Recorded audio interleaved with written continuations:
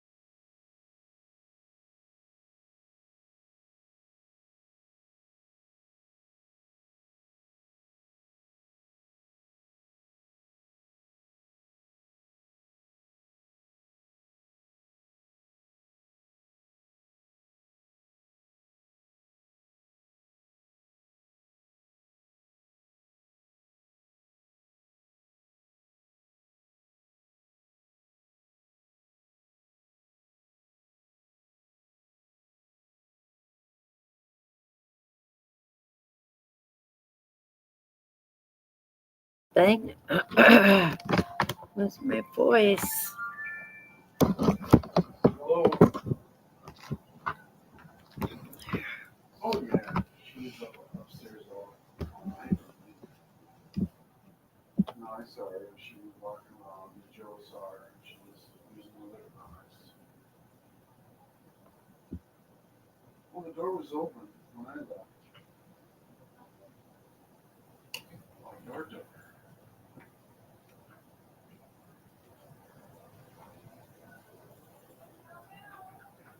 Yeah, call her down.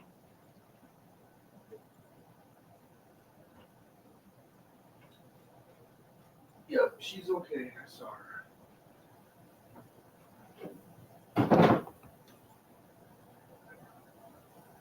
Okay. Talk to you later. Yeah, making a smoothie. Talk to you later.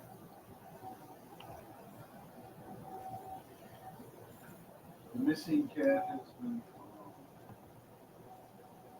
I didn't know there was a missing cat.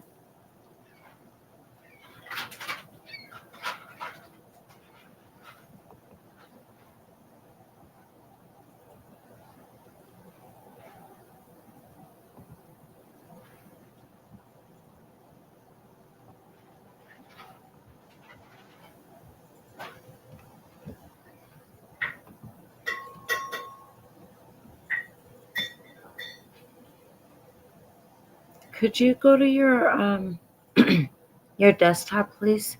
Me? Yes. What would you like? Well, you gotta accept it. Oh, okay. I believe it's through Gmail.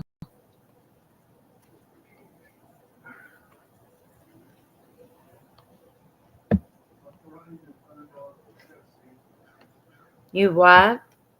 Fuck around and find out, or Oh yeah, I played it, that is hilarious. but and when the news announcers were like, or the White House staff was like, the fuck around and find out order, he did not hesitate saying the words.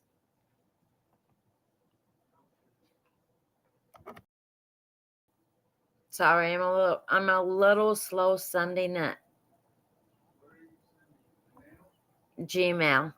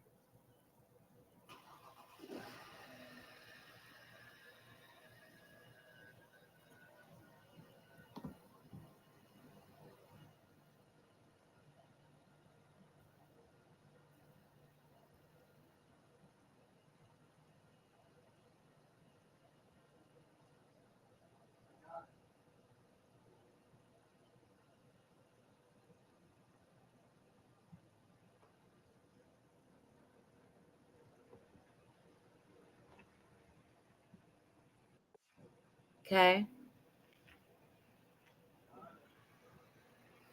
Hold on, I gotta figure it out. Just wait a minute.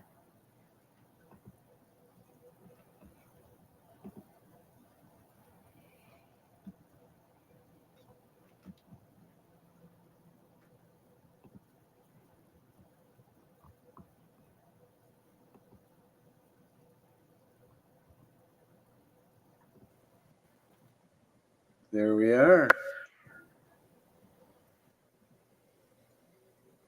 So I'm going to. And you're doing this with the Lenovo.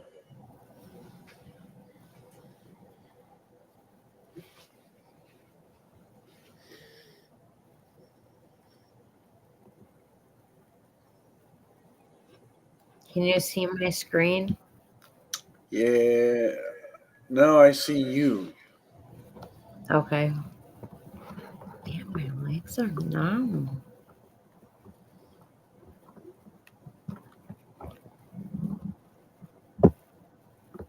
Okay.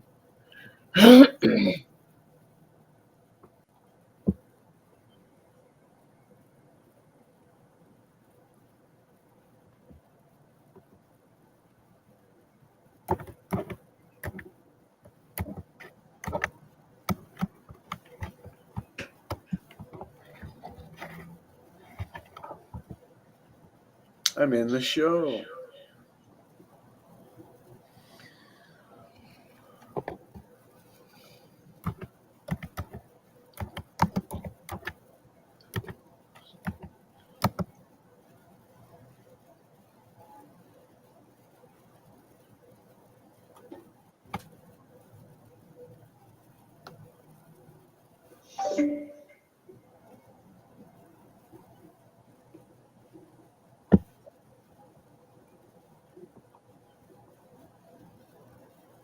Okay, let me see if I'm doing this right.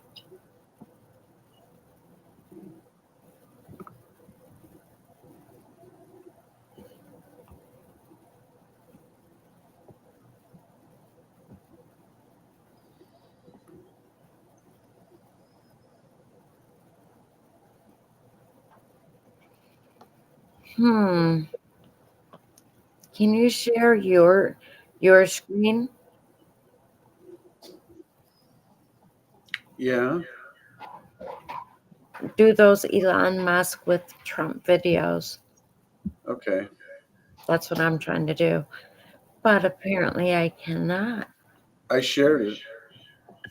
I know, give me a second. Well, all it did was bring up YouTube and. Just wait a minute. Damn, you're impatient. Do you see it? Yes. I see us and I see what you wanted to see. Okay. Uh, Play some of the videos Sure. about the stimulus, about the fuck around and find out order.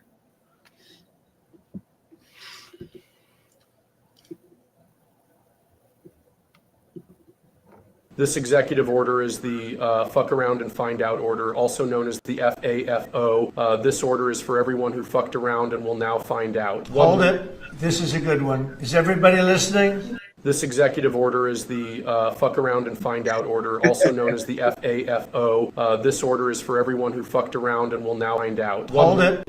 This is a good one. Is everybody listening? This executive order.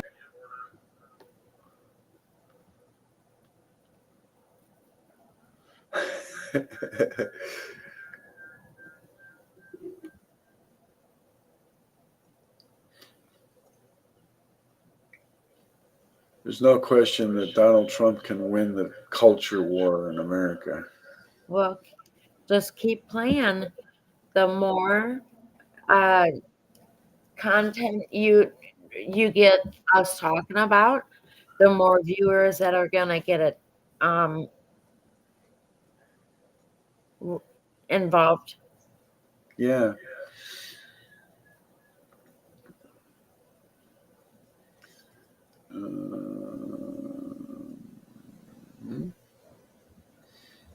Yeah, I posted on Facebook today for everybody to see. I'm trying to look at it. I could read it. What's on your mind? But it isn't here anymore. I gotta look at my posts. I gotta turn that down.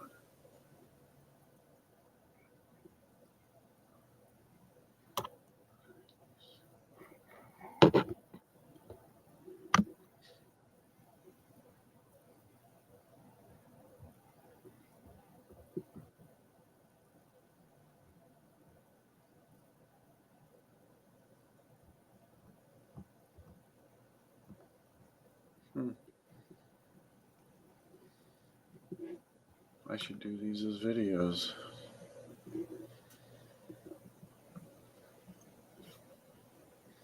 Okay, here it is. I can read this. Hey folks, realize that there's going to be some economic disloyalty get reorganized.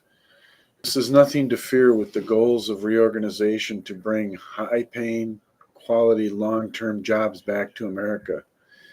I have personally witnessed the result of our trade policies of the recent past. These policies led to the wholesale removal of American jobs and sent them overseas.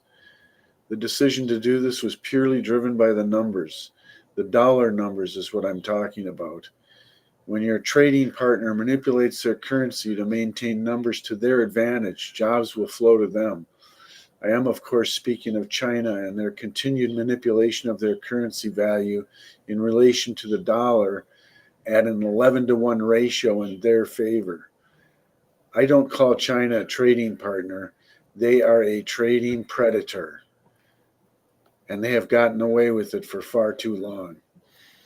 With some true leadership and determination, we will, through the tariff system, level the numbers and find a balance, bringing jobs back to America, the truly safest place to invest in business development and jobs. That's what was on my mind this morning. And what's going on with the Tesla? They said something. He's being hit hard from Tesla. Why?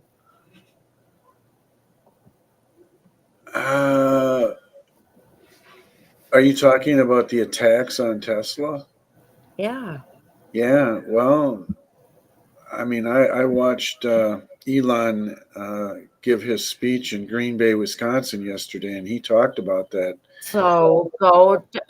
You're on your computer. Go to that website because that's what we want to see. Okay, I'm let's see trying to if I help. can pull it up. I'm trying to help you learn how to run that. Since I have to be on a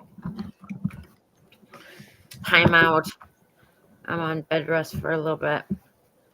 Okay, Elon Musk in Green Bay. Here he is. Oh, So last night he used him. Your audio. Honestly, nothing better than Everybody.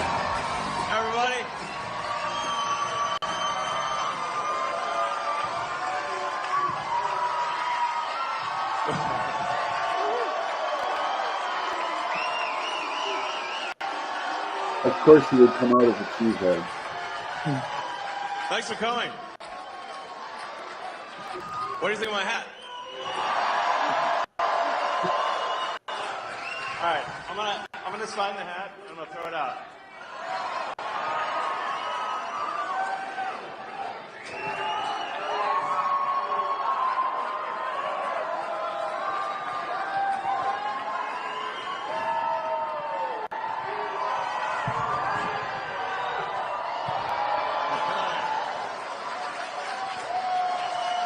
All right.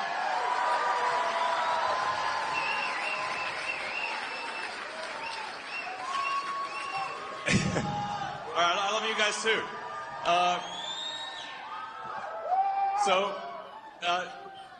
Thank you for coming out in support of this very important Supreme Court race in Wisconsin. It's actually something that I think it's one of those things that may seem like it's obviously important in the state of Wisconsin, but I think it could actually be important for the country as well, and maybe for the world. So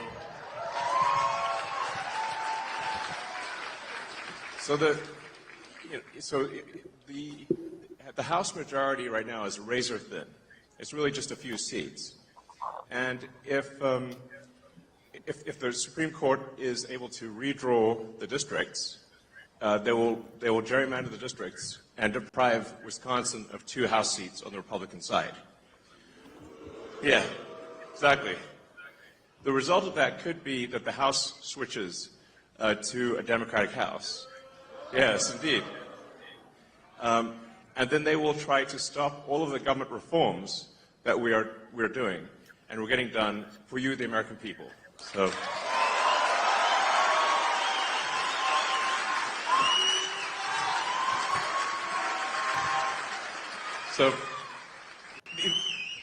the reforms that we're getting done in D.C., thanks to President Trump and his great team, are really profound. Really, the goal is very simple. It's to restore merit and freedom. So that's what it comes down to. So America is the land of freedom and opportunity. So we want to restore individual freedoms, freedom of speech, just in general, get the government off your back.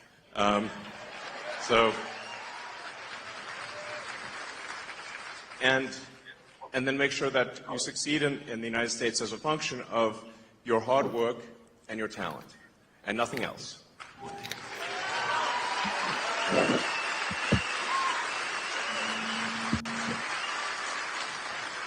So these are really noble and important principles, and also, and I'll talk more about this, all night really, as long as you guys want to hear about it. But as you may have seen with stuff that we've posted on the Doge.gov website and the Doge handle on the X platform, there is a tremendous amount of waste and fraud in the federal government. Like, shocking, really. It's insane.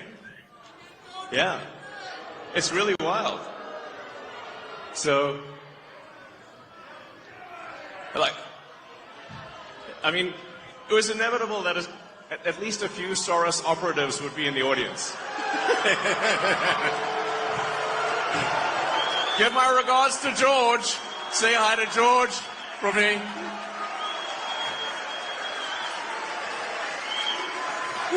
USA, USA, USA, USA. Yep. It was inevitable. I was waiting for that one. So, yeah, thank you. Thanks, guys. Isn't it shocking how much violence and hatred is coming from the left? Isn't it supposed to be the party that they claim to be the party of empathy, and yet they're burning Teslas and shooting up dealerships and calling for the death of the president and me?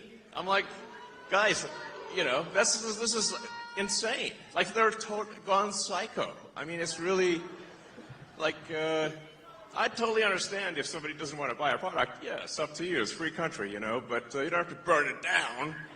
Okay? But much. That's somebody else's car. Leave it alone. Thanks, guys.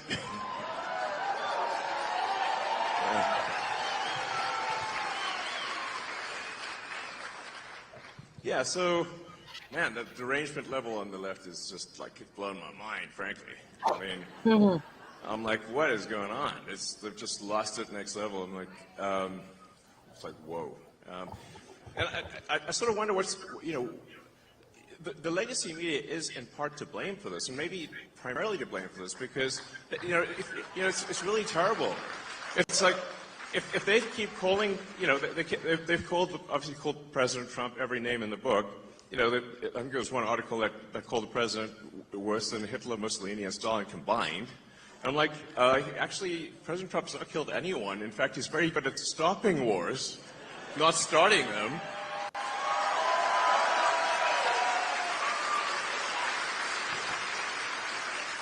So, we're really very different.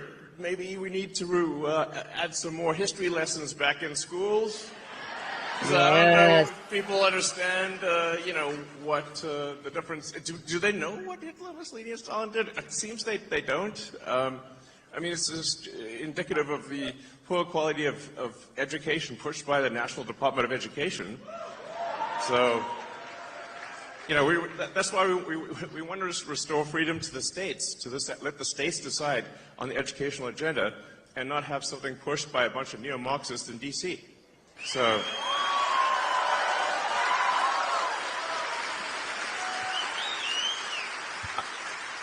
It is astounding how much anti-American propaganda is pushed on kids today in schools. It's mind-blowing. It's like, what the hell's going on, So, anyway. But on a more positive note, we have this petition, sort of against activist judges, because judges should be simply interpreting the law, not making the law.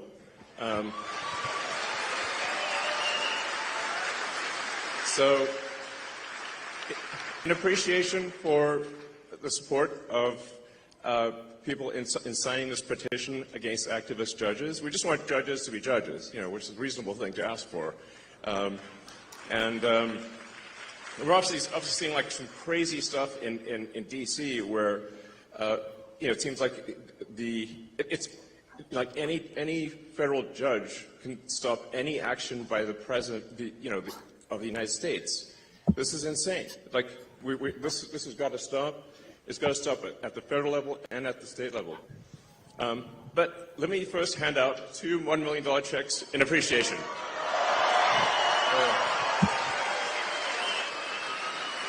Thank you.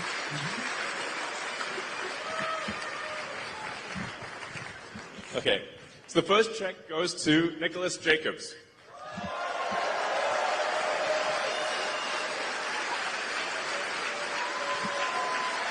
All right.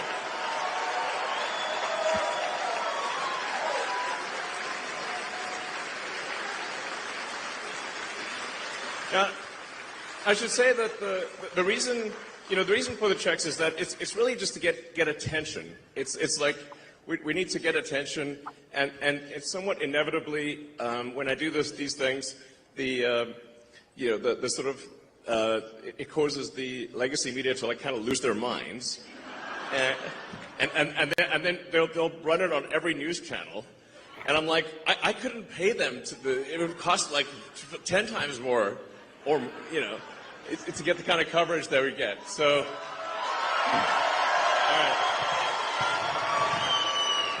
right. Welcome.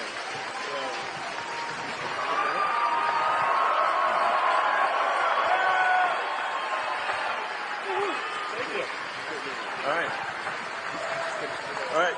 You can just, I guess, take it if you want. We'll get. I think we'll get you a real one too. So, and then the second one. Second one is to Ekaterina Diesler. Let's see. Hopefully here.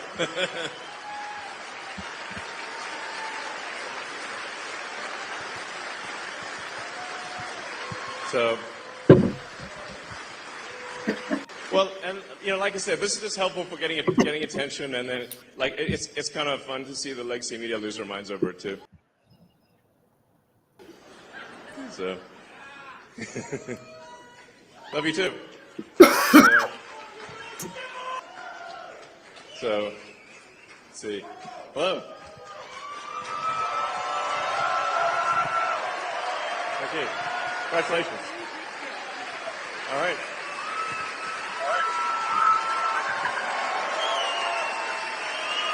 All right, congratulations.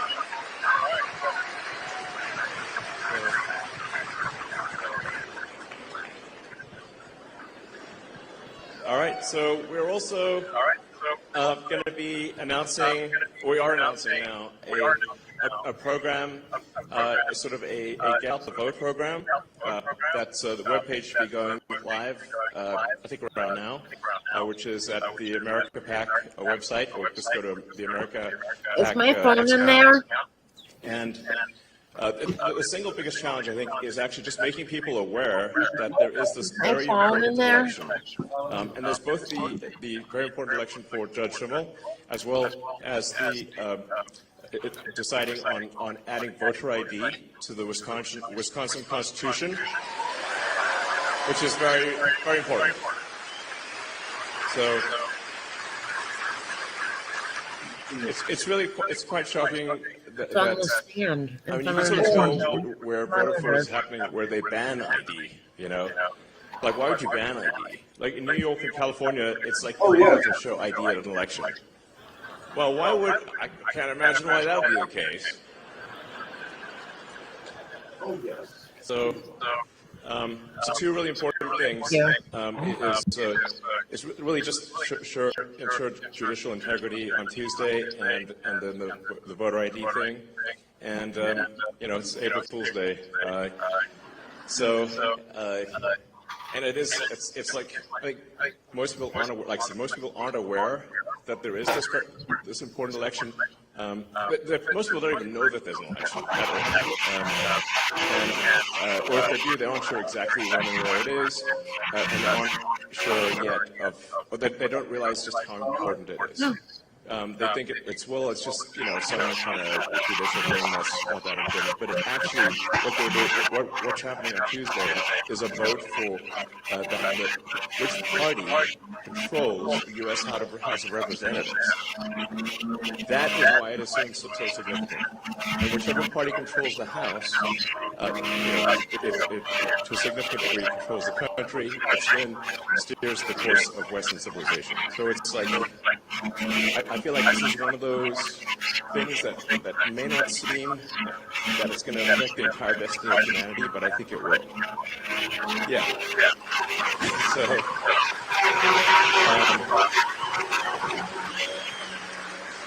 it's a super big deal, and the fact that I'm here in person, like, I'm not phoning it in. I'm here in person. I'm there, yeah. So,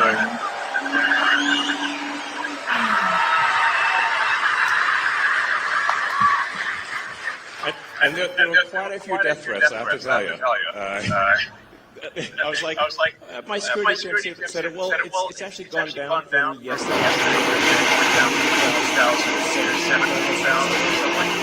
It's better, you know? Crazy. But you can see, like, how crazy some of these people are. You know, look at the two sort of people that tried to assassinate President Trump. You know, I mean, I was, and one, you know, they both almost succeeded. So it's real. Like, it's not like some imaginary thing. So anyway, what we're announcing is kind of like a block captain program where somebody can sign up to knock on doors in their zip code and encourage people to make people aware that there is a vote, and then aware of how important the vote is. So you can sign up to be kind of a block captain for your zip code on the America PAC website right now. Yeah, and if you do, it's like basically $20 for just taking a photo with somebody. It's pretty straightforward. Just knock on doors in the neighborhood and give them either a digital, you know, picture of you know, Justice Brad Schimmel. It can be a bit an approximation. It doesn't have to be exact. But and they just have to say thumbs up and hold a picture of Judge Schimmel, and that's it. And you get $20. It's pretty easy. It's easy money. So, but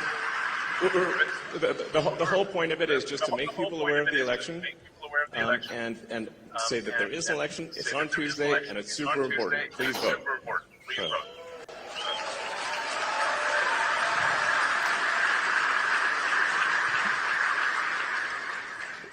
But I think without something like this, where we actually are in serious danger of losing the election. This is very important to put in mind.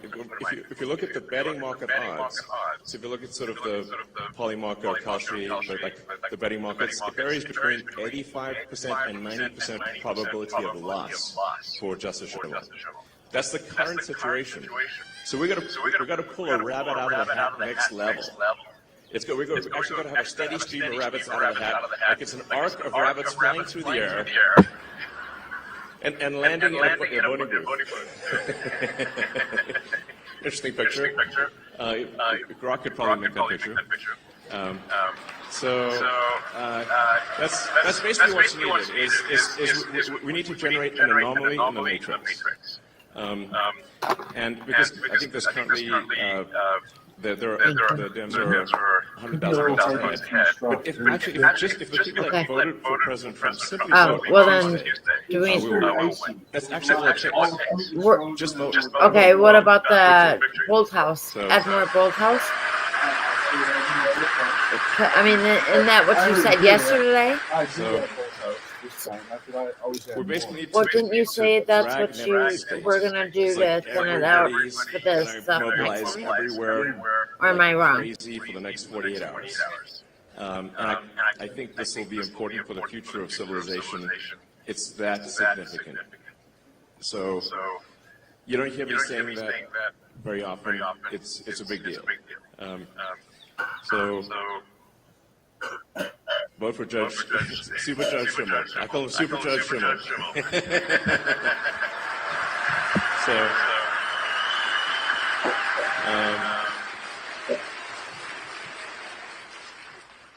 Let's see. So with that, I think we can do Q&A if you guys would like to do some Q&A.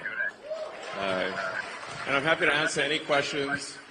It could be, about those or whatever you'd like to hear about. Because I think if you ask questions that the public would be interested in hearing, then those snippets will go all over the place, and it will be helpful to the public, at large, and maybe even beyond our country.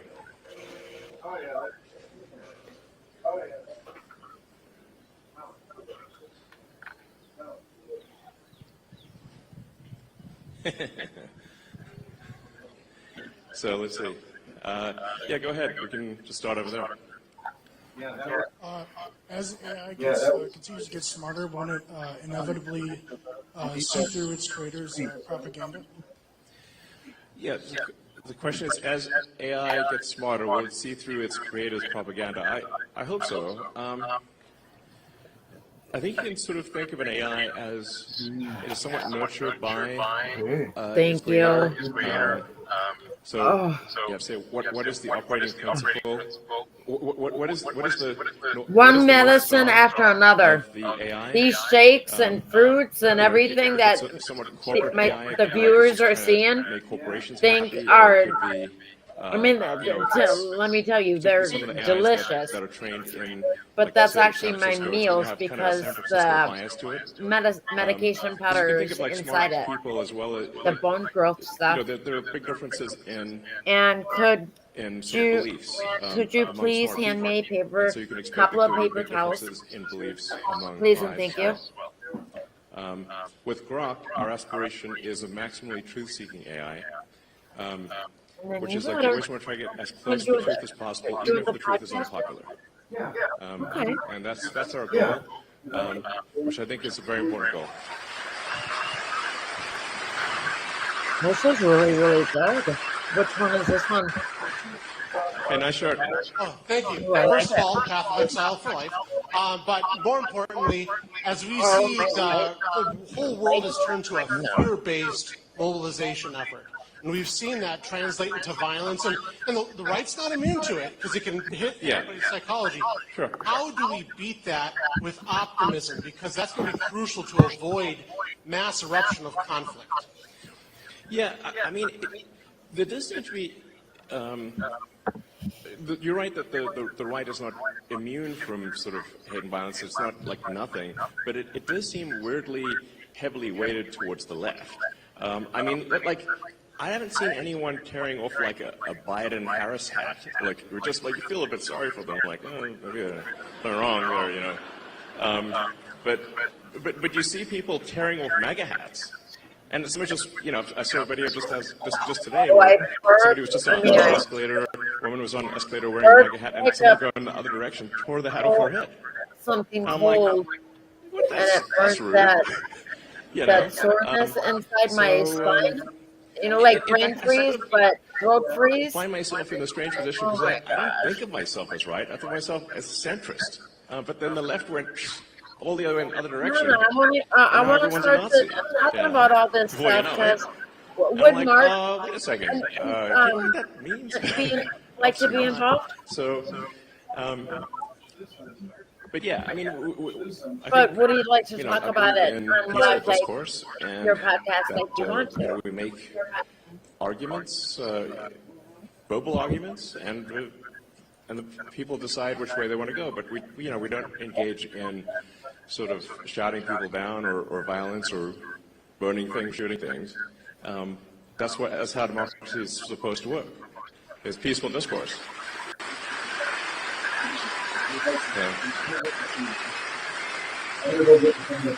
My question is about USAID. Has the Doge team found any evidence that any of the radical left Democrats like Maxine Waters, Adam Schiff, Chuck Schumer have received money directly from USAID? And if so, will we be hearing about that evidence anytime soon? Yeah. So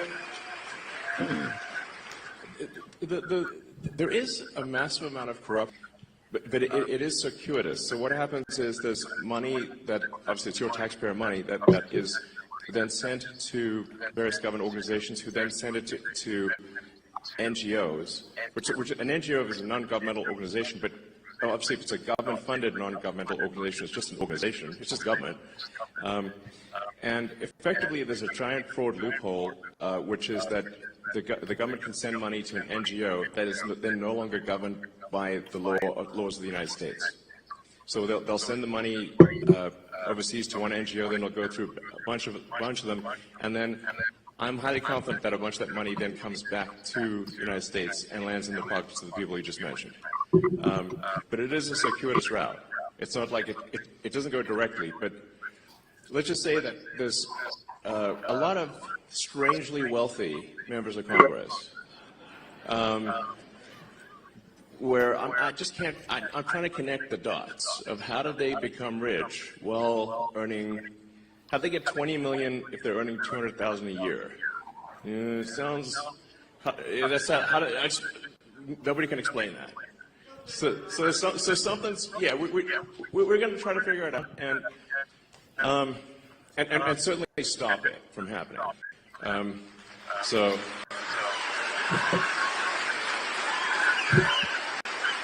Yeah.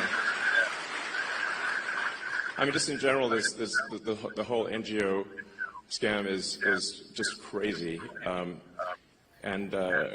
yeah, it's blown my mind really. Yeah. Most of us here are aware of social media censorship, and I know you're keenly aware of it. Thank you for turning around X. Awesome. Okay.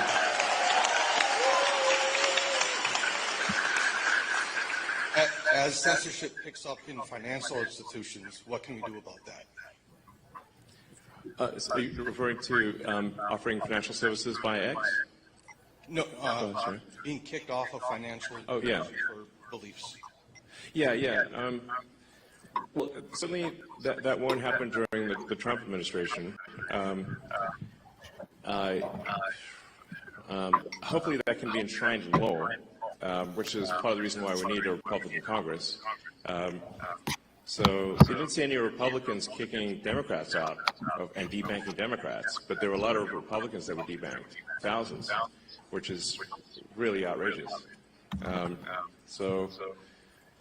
That's why I say it does seem kind of one-sided, you know, this like trying to ruin people's lives and financially and violent protests overwhelmingly comes from the left these days. You know, it's like, and whereas the right is polite, you know, and fair, as far as I can tell. So, yeah. Go ahead. Thank you for being here. Your comment kind of about the Matrix is kind of ironic because my husband and I watched the first Matrix and the sequel yesterday. My question is, when so much of social media nowadays, whether it be X or YouTube or whatever, is kind of curated to like a person's particular beliefs, or even where we have protesters that show up to town halls or potentially are paid. How does America kind of come together? And it used to be where you could have a conversation and have discourse like you discussed, right, and still be friends even if you disagreed with kind of some of their statements. When you talk about knocking on doors, like to different people's house, like one kind of fear that I have is like, even if you talk to somebody, everybody has their own sets of beliefs and their own truths. So I guess, how do you get through that? Yeah, well, I think what we saw there for quite a while was that all of the legacy media and all of the new social media were in lockstep together. And they were all parroting the same left-wing talking points. And they were suppressing any dissent and any so-called right-wing or frankly even centrist views. And with that's why I felt it was critical to acquire Twitter, now X, in order to enable that dialogue.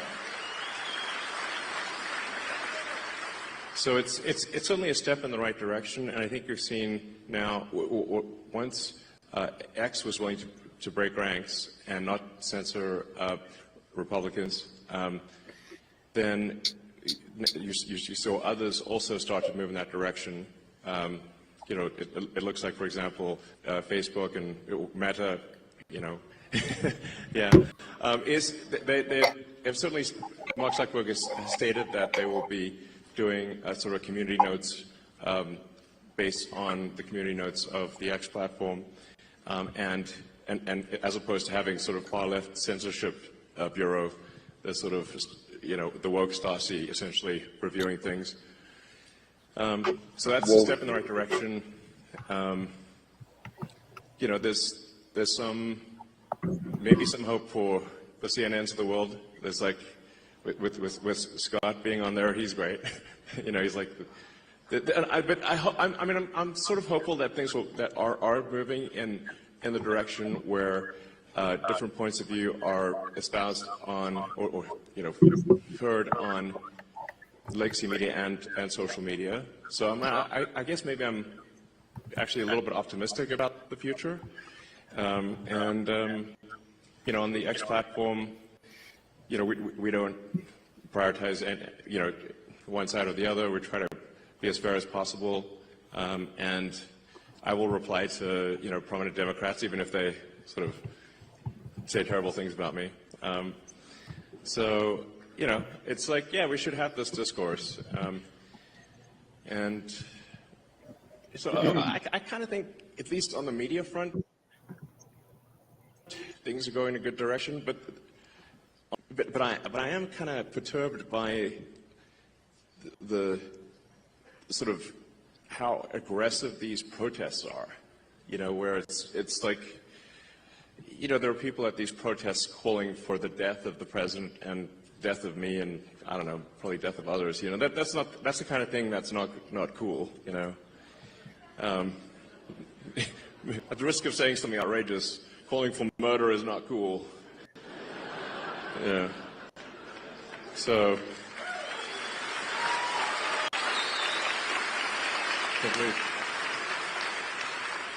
Thanks for coming, Elon.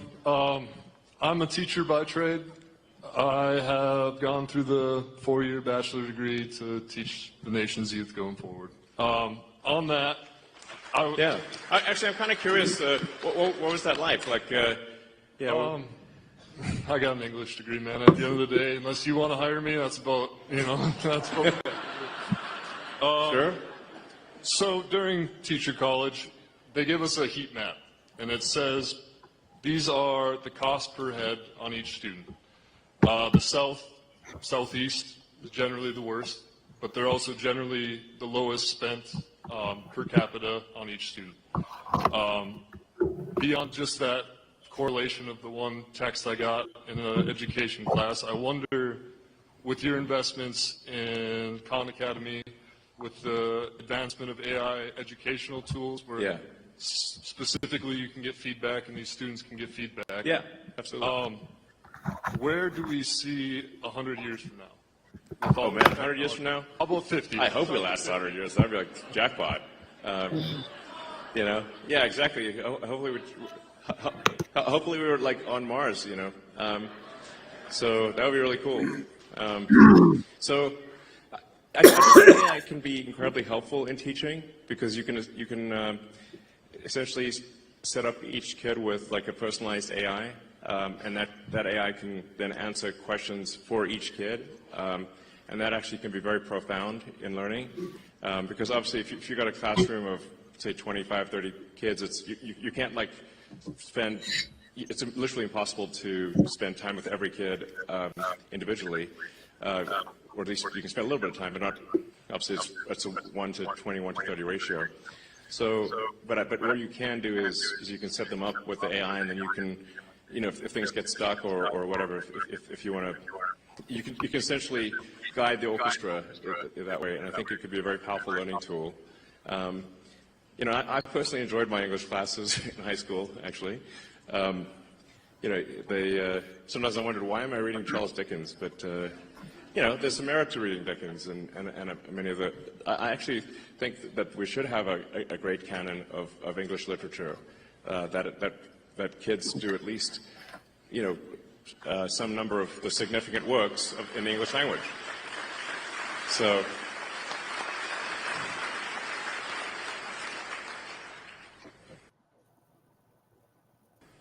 I mean, this, yeah, it seems like very obvious. Yeah. And another thing with regard to teaching is that I think teaching is a very important profession. If you look at the expenditures, there's a very big rise in the number of administrators, but not a very big rise in the number of teachers. And so that's really the big factor, which is we should have more actual teachers. You know, and I believe in paying teachers well and having a lot of teachers, but we should say, why do we have so many administrators or non-teachers? So administrative expense has gone ballistic, but teaching expense is I agree with that. They're cutting down more courses and having more administrators at schools. For what you're doing for us to improve our country. I know, that's my question is, what is your opinion on the typical of federal the bureaucracy, very top-heavy on management. And the Fed.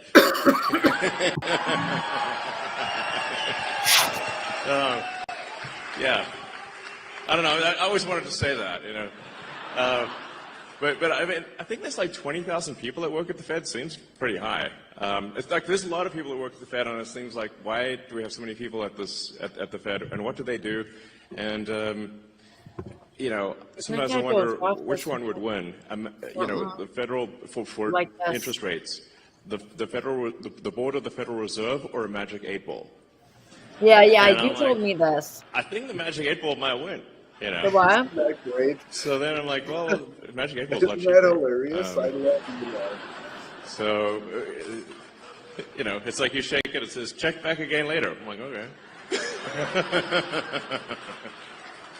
Same thing. Is the bone growth I think powder medicine in this? What really matters is that the government spending is not far in excess of government revenue. That's a fundamental issue that we have, where we have a deficit of $2 trillion, and we have interest payments that now exceed the entire budget of the military. In fact, that was a big wake-up call for me, was when the amount of money that we pay in national debt interest exceeded the Defense Department budget. I'm like, the Defense Department budget is very big, and interest is higher than that and climbing. That's a disaster. You know, so who was running the government to make our finances that bad? The Republicans? Waste and fraud. It's mostly waste. It's or Oh, depending and the on it's Democrats. probably 80% waste, 20% fraud, something like that. Might have been done by but it's both $1 trillion, parties. so that's still a lot. And how we're did it seeing take new leadership. one It's man it's to gotta, figure this out? it's got to be. Yes. We got another Soros sleeper agent there. Soros sleeper agent, Call of Duty. USA, USA, USA, USA. Is there any question about this man's I loyalty? mean, to be clear, the very simple thing we're doing, and we post everything publicly on the Doge website, which is just to look at every expense and say, is this actually a good use of your taxpayer dollars? That's it. It's not super complicated. And the thing that's pretty wild. This is why I said, I used to be a Democrat, and so and if you listen to the speeches of Clinton and Gore in the 90s when they were going on about reducing waste and fraud, it literally you wouldn't be able to tell the difference if who said it, Doge or Clinton Gore. You can't even tell the difference. Sounds exactly the same. It's wild. This is true. So we're really just trying to restore common sense to government and say, let's not waste your money, and let's make sure it's spent well, and that's it. And in trying to save $1 trillion of expenditures, what we're saying is, of the $7 trillion in government spending, let's see if we can make it 15% more efficient. And I'm confident that we can. That's actually not a huge bar, by the way. So,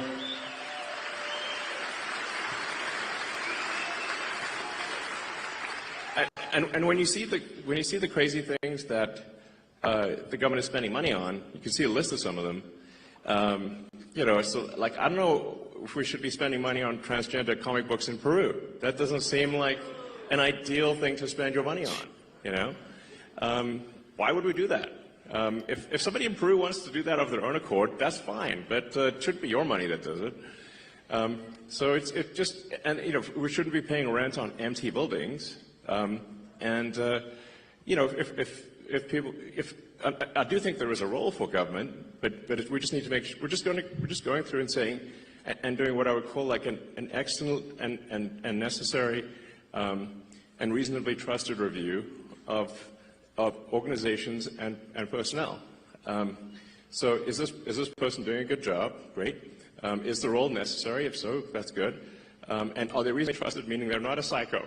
We're not talking about political affiliation, just that they're not crazy. What's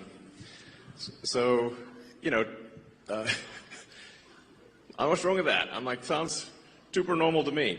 So that's it. Now, in this process, one of the things that we've discovered, which is, I think, on the fraud side, which is a really big deal, is that the Democrat administration, the Biden administration, has basically taken every arm of the U.S. government and bent it towards creating a financial incentive for illegal immigrants to come to the United States. Now, this is every part of the government. So, Social Security, Medicaid, unemployment insurance, disability, even the IRS. So you can fill out a fake tax return and say you need a tax. Maybe I shouldn't tell people this, but it'll actually work. I mean, mostly. There's some chance you'll get caught, but if you fill out a fake tax return, you can just get a tax refund, even though if you didn't pay taxes.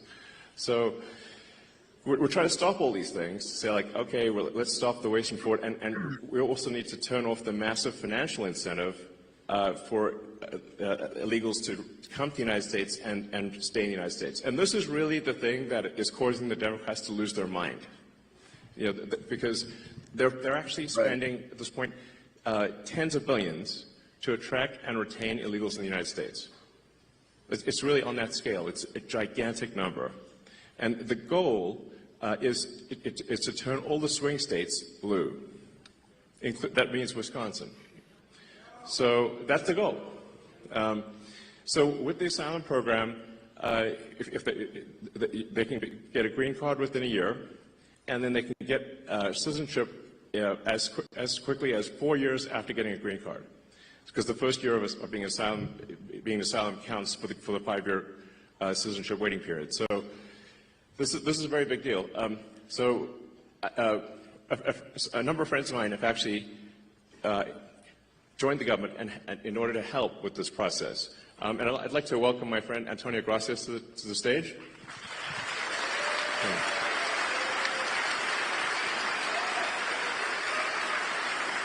I think so.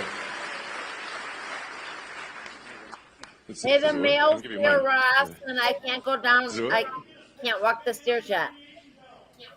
It'll be okay. Okay, I'll go get it. I mean, Buzz Aldrin's still alive, and he went past the bells. Is this working? Yeah, it's not. Yeah, there you go. So, Antonio, can you tell us what you? Antonio is helping out with the Social Security. So, just trying to review Social Security, where you may have heard that we found 20 million dead people marked as alive in the Social Security database. This is so crazy. And then you'll notice there's a strange trend here, where how many Social Security numbers were issued. Do you want to? Yeah. So let me tell you what happened here. We started at the top of the system. You want to talk about a lot of maybe? We started at the top of the system, mapping the whole system of Social Security to understand where all the fraud was. And there's a lot of great people there that showed us really a lot of waste. And so that came up with a big list of stuff they're working on. You've heard some of that already. But this is what jumped out at us. When we saw these numbers, we were like, what is this? In 21, you see 270,000 people, goes all the way to 2.1 million in 24. These are non-citizens that are getting Social Security numbers. Yeah, this is a mind-blowing chart. Yeah, this literally blew us away. Like, we went there to find fraud, and we found this by accident. And this isn't political, by the way. My parents are immigrants. Yeah, this country's been great to us. My brother and sister all born in Spain. I'm pro-legal immigration. This is not political. This is not political. This is about America and the future of America. And there are a lot of good people in the system that pointed us in this direction. I want to honor them right now, that work in the government today, who took risks to show us these numbers and tell us what's going on. Yeah. So I want to stop for a minute. I want to honor those people today. Very good people. Very good people. I have been from D.C. to Social Security offices to the border to track this down, and very good people have helped us along the way. I want to thank them. Yeah. This number, what this is when you come in the country, if you're an illegal, there's a couple ways to come in. You come in through a port of entry, and you can tell them you're afraid, and they'll give you an asylum case. You'll get an interview, then you get in. That's one way to do it. Another way to do it is to just go to the border. Literally, this happened. I talked to Border Patrol myself. Elon was there too. I went to Laredo, and I went to Bronzeville. Elon went to Eagle Pass.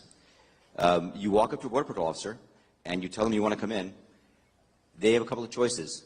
They could charge you with a misdemeanor or a felony under 1325, or they can make it an administrative offense, like a parking ticket, basically. They were told to do that, make it an administrative offense under the last administration. And then you go walk across the border. They do what's called a release your own recognizance, and they give you an NTA, notice to appear, which to appear to judge. The wait times on judges are like average 6 years. Look at Grok, you'll see it on immigration judges. There's only 700 of them. This is 5.5 million people. Okay? So what happens then? Once you're in the country and you got asylum through one of these pathways, and we've mapped the whole thing out, you can apply for a work document. You file a 765. It's the work form. You get this form called the 766. That's the authorization. And then Social Security Administration automatically sends you in the mail your Social Security number. No interview. No ID. This is worth just reiterating. It's not people sometimes think that under the Biden administration that he was simply asleep at the switch. He wasn't asleep. They weren't asleep at the switch. It was a massive, large-scale program to import as many illegals as possible, ultimately to change the entire voting map of the United States and disenfranchise the American people. and make it a permanent, deep blue, one-party state from which there would be no escape. Look, if I hadn't seen this myself, I'm not sure I'd have believed it. I went through it myself and mapped it, and Elon is right. This is true. The defaults in the system from Social Security to all of the benefit programs have been set to max inclusion, max pay for these people, and minimum collection. That's what's happening. We found 1.3 million of them already on Medicaid, as an example. We've gone through on every benefit program we went through, we found groups from this particular group of people, this 5.5 million people, in those benefit programs. And then what was really, really disturbing us was why. We're asking ourselves why. And so we actually just took a sample and looked at voter registration records. And we found people here registered to vote in this population, yes. And who did vote? And we found some by sampling that actually did vote. And we have referred them to prosecution at the Homeland Security Investigation Service. Yeah. Already. That is already happening. Right now. Yeah. Amen. And the truly disturbing thing, though, I just want you to know this, the truly disturbing thing to me, and the darkest thing about this to me, the voter fraud is terrible, but the human tragedy this created is extraordinary, because what you don't understand, people don't know, and Americans need to know, that's why I'm here, is that human traffickers made $13 to $15 billion off of this, okay? That's the money that's going around the world, moving people around the world to our borders because of these incentives. How does it work? What happens? Hey, if you're in Africa and you're in South America, you got to walk up through Mexico, through America. Who do you pay? You pay the narcos, you pay the traffickers, right? And we were told by ICE, it's between $20,000 and $500, depends where they pick you up, to walk across all those countries and get all the way up to the border. Where's that money goes? It goes to the cartels. It goes to human traffickers. Right? There are 30,000 children that have not appeared on the notice to appear already. ICE knows this. 30,000 children didn't even get notices to appear. ICE told us that kids are being trafficked back and forth across the border to complete families to make this easier. This is a human tragedy. It's not just the money, it's the people and the kids. And how many of these people died on the way up here that didn't make it in? What happened to them? We created a system here that created an incentive for people to come and be taken advantage of by these traffickers. And how do you think they get paid? Well, you're in Africa, Central America, you got $20,000 or $10,000 or $5,000 to pay these traffickers? No, you don't. What happens? You come in, then you owe them the money. You're an indentured servant. If you don't pay them, what happens? What do? They kill your mother, they kill your brother, they kill your family. What happens next? That's what we discovered. And I have to tell you, it's tragic to me. The tragedy, the human tragedy this created is extraordinary. That's the real problem. This is America. We don't do this here in America. Yeah. We don't do this here in America. People come here legally, and that's great. Elon came here legally. My parents came here legally. That's the way to do it. This is outrageous.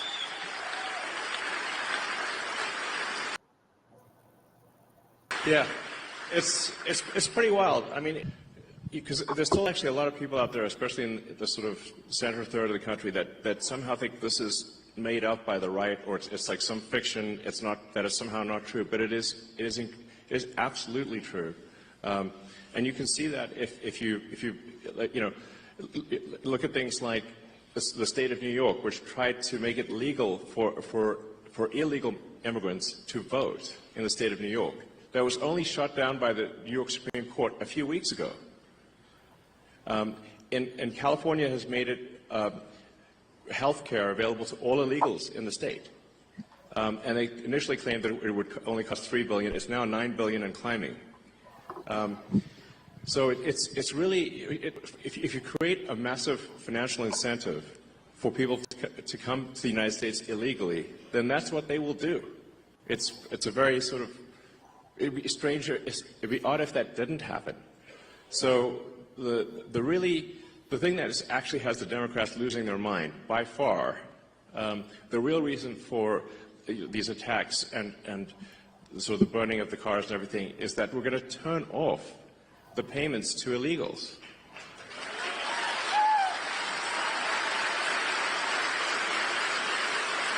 It could lead to a crime wave. Because, yeah, I mean, because that's not the deal. You know, it's you know, it's not Deport him not as right. fast as possible.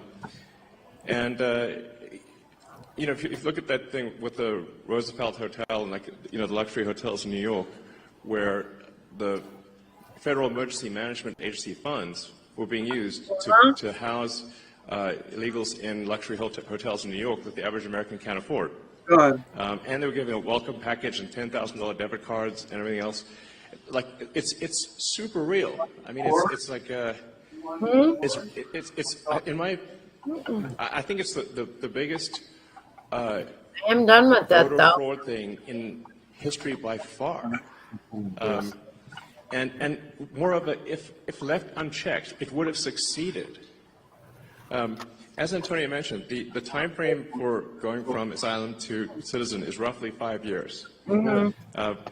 And so all of the people that came in on that chart that you saw, if the machine behind the Kamala puppet had won, then, you know, they change out the puppet, but it's the same machine. That they would have actually legalized all those people, and there would be no swing states. And they added more. Remember, it was doubling every year. Yes. It went from 1 million to 2 It was million. going ballistic. Going ballistic. And it is just, these people are just entering the benefit programs now, by the way. Right. We're seeing the ramp happen too. And these are just the ones that are in the system. This doesn't count the other, you know, 7.5, 8 million that ICE thinks are out there. Yeah. We don't know if they have numbers. The number is totally uncontrolled. The voter ID requirement in this state is super important because of this. Yes. Because the Social Security number, it's not supposed to be a federal ID number, but it basically is. That's how you access all the benefits. This is why we need voter ID, because this thing is not secure. You could walk into a Social Security office today as an adult in America, and get a Social Security number enumerated with simply answering 6 or 7 simple questions and showing some forms of ID that are not federal ID. Well, you could just actually make it up. Basically, you can show basically like, a fake utility bill, or, you know, a medical bill or school ID. And I'm living medical bill or school ID, and you can get a Social Security number. 97% and then of the from there you time. get on the voter rolls, and then And I'm struggling. basically Dem operatives will form the vote. This is just So so you know, the problem with this sad. obviously is that if you turn the swing states Who do they think they're blue, then there are no swing states, and then they we're in a think permanent they're one-party entitled to system. more than I am? And as soon as they win that, they'll that have I the House, the Senate, oh, the that's presidency, just they'll pack the Supreme Court, then they'll double down on the illegals, just like California. I'm going to run So, we've already seen this happen in California. California is supermajority Dem. Do you want So, No. But at least California is held back by the fact that people can move out of state. Once you can no longer leave America, they'll be far worse than California. So the gravity of the situation is severe. Oh, my coach glasses. Yes, absolutely. I can't find my So, glasses. Okay, and the, I mean, it's really simple stuff. Just, you know, having you know, photo ID to vote is like, you can't like buy something at the liquor store, but voting is more important than you know, buying a beer. So You're gonna need real ID on an airplane. I got them. I'm you can fly sorry. anywhere. Yeah, I mean, and like Okay. the same people who are saying that there should be no voter ID at voting stations demanded vaccine ID from everyone. Pockets for I'm glasses. like, that's weird. I thought that's you know. where they would. They were on the bottom of the bag. So it's really about just restoring integrity to the voting system, which really should not be a right or left cause, but a cause for all. Do we not all want integrity Would you in the voting stop at a system? Of course tobacco we do. shop and buy a roller? So Just a little one. Just okay. So Thank you. So well, you're welcome to hang out and see maybe some questions people like to see. We'll go. Hi, Elon. I also am a teacher. I was a teacher in Colorado for 8 years, high school Spanish. But I moved here last year and got to vote in Wisconsin, where my vote actually mattered, and I'm so glad. That was amazing that we got Trump elected. Yeah. McDonald's? And I was listening to, I believe it was Patrick Bet David. He called this perfectly, where he said, when when Trump gets elected, he's going to go from enemy number one to Elon's going to be number one. And for the reason, I mean, he only has a couple years left, and we've all seen the left go after you and make you number one enemy. And just walking in here, we heard Nazis suck. There's all this horrible thing. And just on a serious note, I just want to let you know, my wife and I pray for you at night. Thank you. For your safety.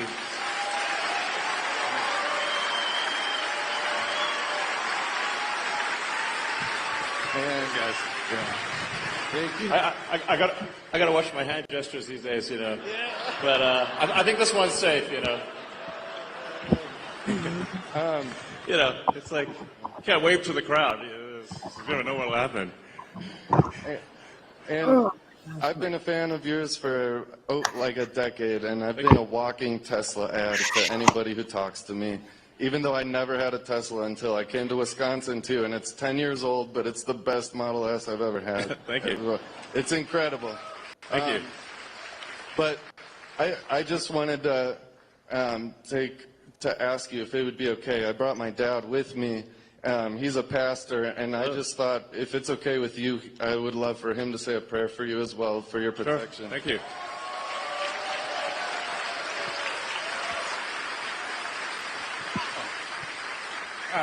Elon, well, thank you so much for everything you've done for our country. We do love you very much. Thank you. And as a pastor, but just as a person, right? And even if I wasn't a Christian, and I know not everyone here is a Christian, but I think there's quite a few of you here, and who are. Either way, we love all people. That's not the issue. The issue is fairness. What you're talking about. The issue being just, and the justice being a weapon instead of lawfare, instead of actually just, and all this corruption you're talking about. And that's a bad spirit, if you want to say it that way, putting it nicely. It's something evil that has come against our country, our morals, our families, etc. And then you and the president and others getting attacked with this outrage and this hate. So if you would, allow me to pray. Thank you. You'd all who want to, please join me, bow our heads and pray. Gracious Heavenly Father, we are thankful for our country.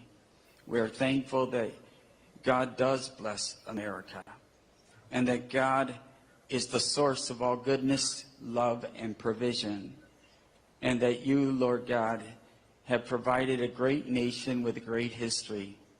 And although we've gone through many rough times, you're still very present and active with us. Thank you for protecting President Trump from that fatal attack. And we ask that you envelop and protect all of those who are fighting for justice, for freedom, for order, for dignity, and to reward people according to merit, and especially put your hedge of protection around Elon Musk, around his children, around his whole entire family, and all of his team members, that all would do good and just by our country, and freedom truly and justice would reign once again. We ask this in the name of the blessed Savior, Jesus Christ, who we remember during this time of year, who suffered and died for our sins. May you wash away all that is wrong with our country and start with us. We ask this in Jesus' name. Amen. Amen. Thank you.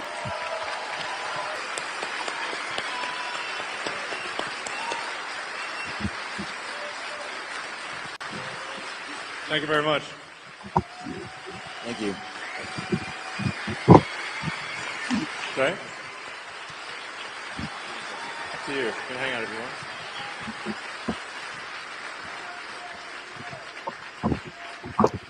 Well, that was beautiful.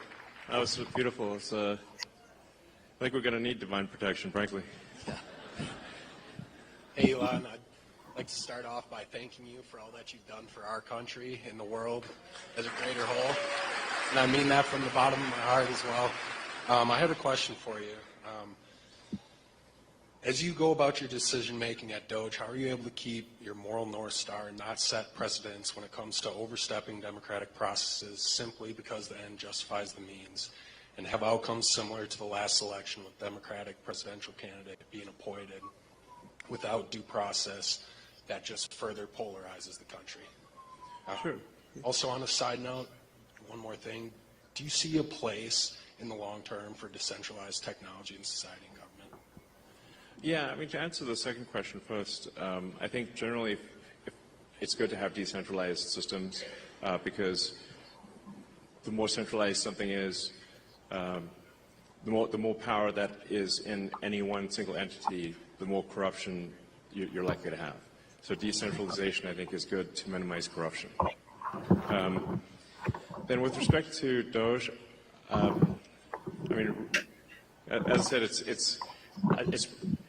we try to be as literal as possible. It's the Department of Government Efficiency, and it's just literally going through and saying, okay, this money was spent.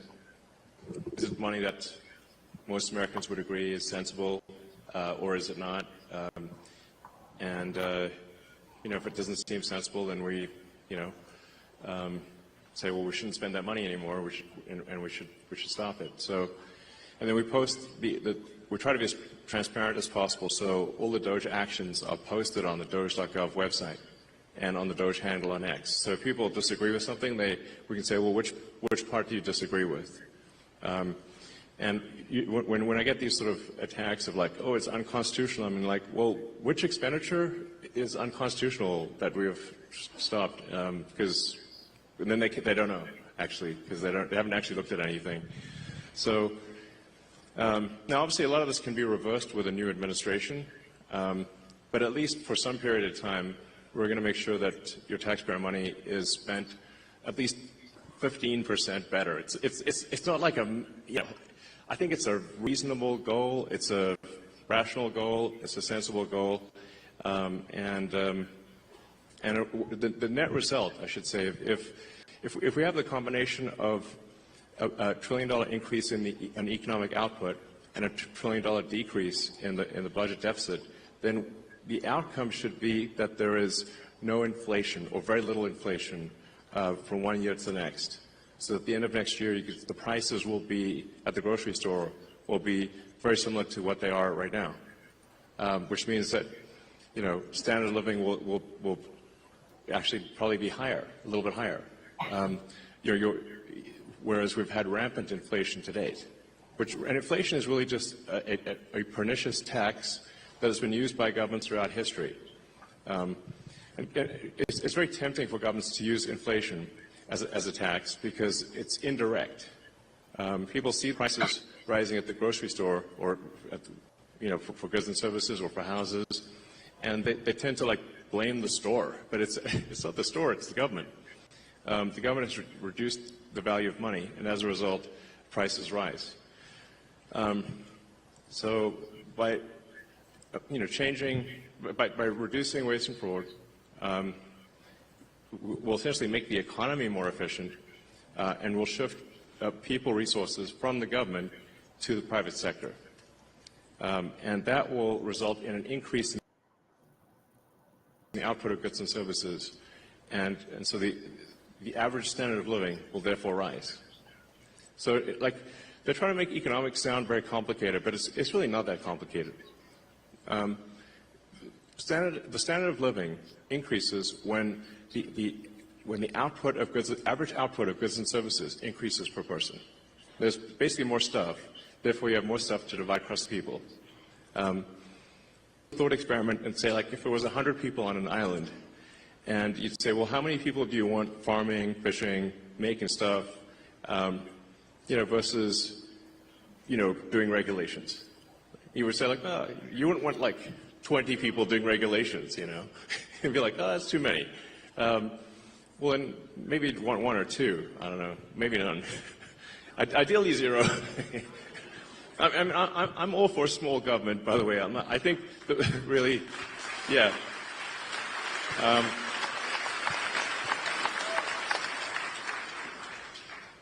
You know, when the United States was formed, there were only you had the Secretary of State, the Secretary of War, which I think is a more accurate name than Defense, but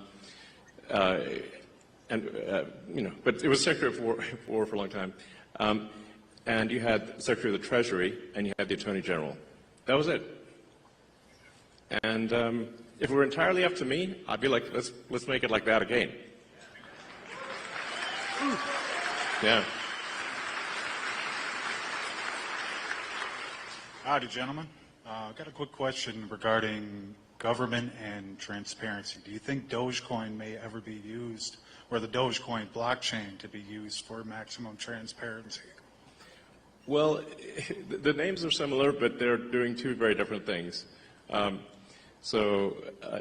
fact, I was going to call it like the Government Efficiency Commission, but that's a super boring name. And then the internet said, no, it needs to be called the Department of Government Efficiency.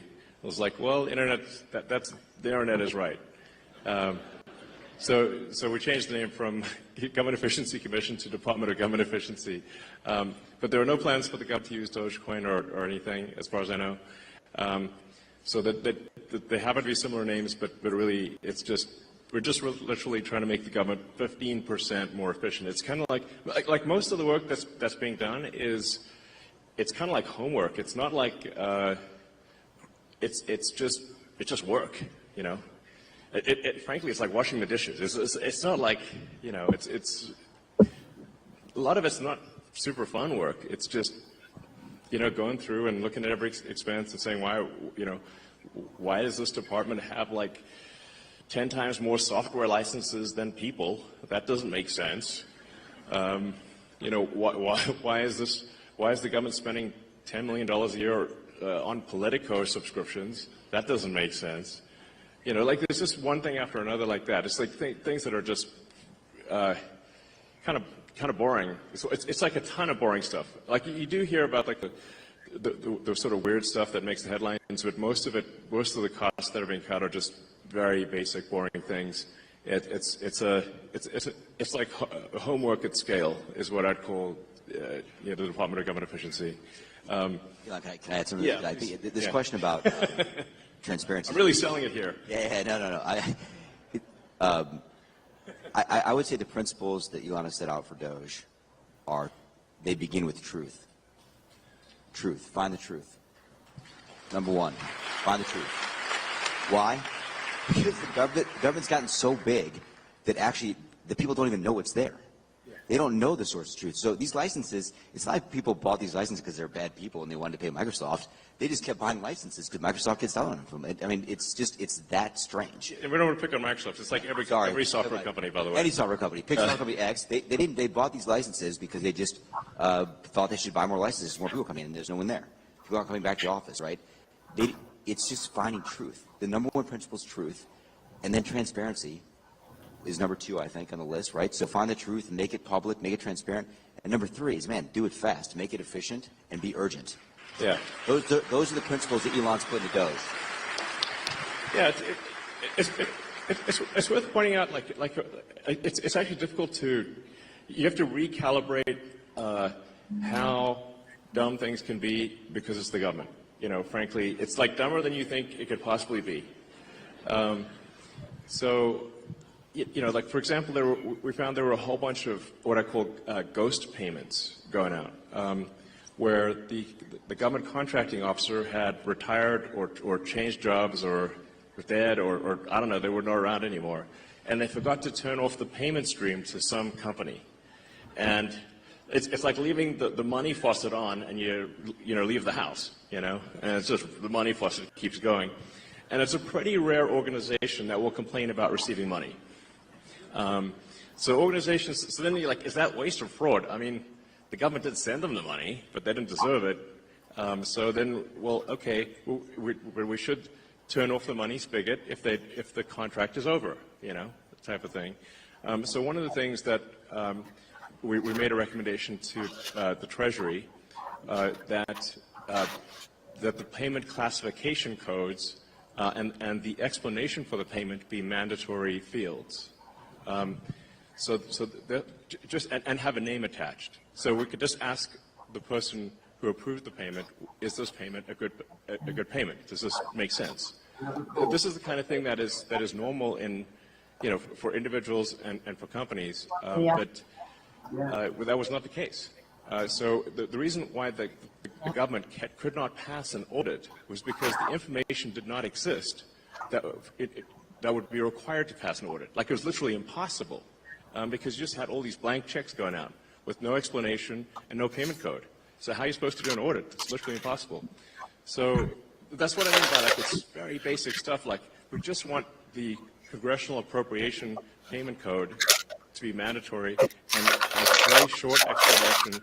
We're not even going to judge what the explanation is, but that there be any explanation at all and a name attached was revolutionary. My guess is this will probably save $100 billion a year, like a lot, So.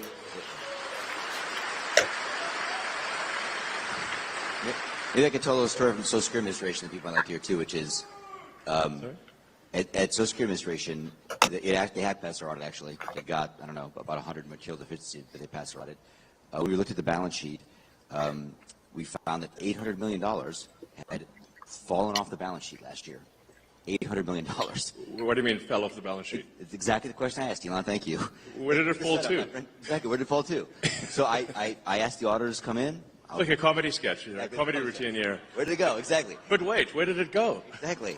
So here's what happened. I asked the auditors to come in. I won't give the name of the auditors. Come on in. And I asked the auditor, where did it go? What does fell off the balance sheet mean? Is that a gap term or non-gap term? I've never heard that. What does it mean?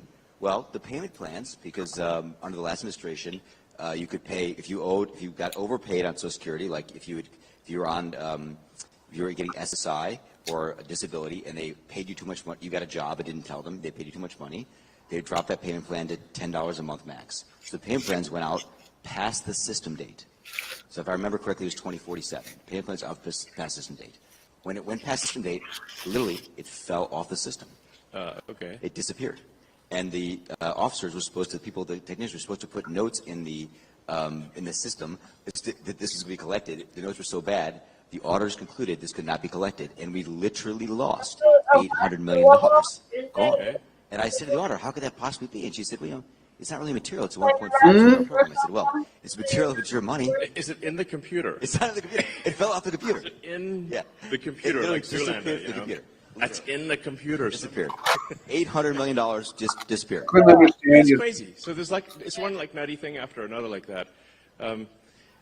It's I mean, it's crazy. Anyway, we're just trying to basically fix the computers so that we know what the heck's going on. It's just like, please.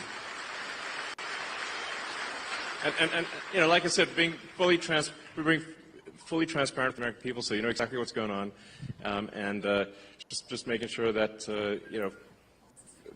anyway, money is not wasteful or fraudulent. One interesting statistic was that 40% of the calls into Social Security were fraudulent, like meaning that it was someone trying to get a Social Security payment that was going to a senior to go to instead to go to a fraud ring. So that was almost half of the phone calls were fraudulent. Probably the other half were people asking, what happened to my Social Security?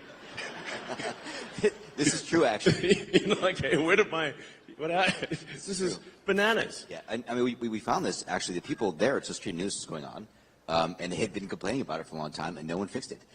And these were mostly criminal rings outside the country, in other places in the world that are jamming up the phone systems, calling in, using just these simple security questions, because you can actually, this was how crazy it was, you could change your direct deposit information at Social Security by simply answering 6 questions on the phone, like your mother's maiden name, your date of birth, etc. Like stuff you can find on the internet. Easily found on the dark web.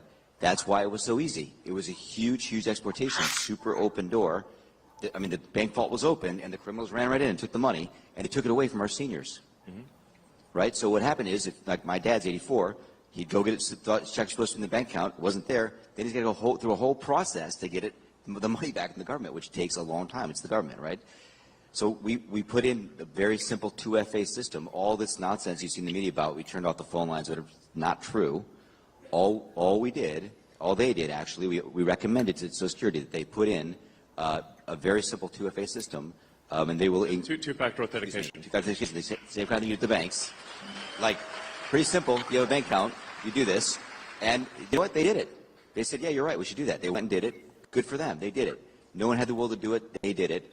And they're going to keep increasing security. We've given them a lot more recommendations, and they're on the road to increase security, stop all this nonsense, so our seniors and our people that are disabled don't get stolen from. Yeah, this is really worth emphasizing, because like the radical left are saying that like somehow we're stealing Social Security. Like, first of all, I don't need the money. Okay. In fact, it's costing me a lot to be in this job. You had like Tim Walz dancing on stage showing a chart of Tesla stock, which is a really awful thing for him to do. Because what they're trying to do is put massive pressure on me and Tesla, I guess, to just, I don't know, stop doing this. It's my Tesla stock and the stock of everyone who holds Tesla went roughly in half. I mean, it's a big deal. So not only am I not getting I'm not getting paid, definitely not stealing money, and would never get away with it. But the value of my Tesla stock is in half. So this is a very expensive job, is what I'm saying. But I think it's you're welcome.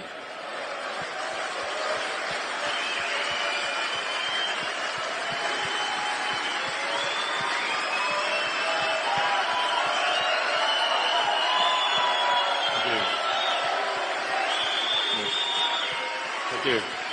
Thank you.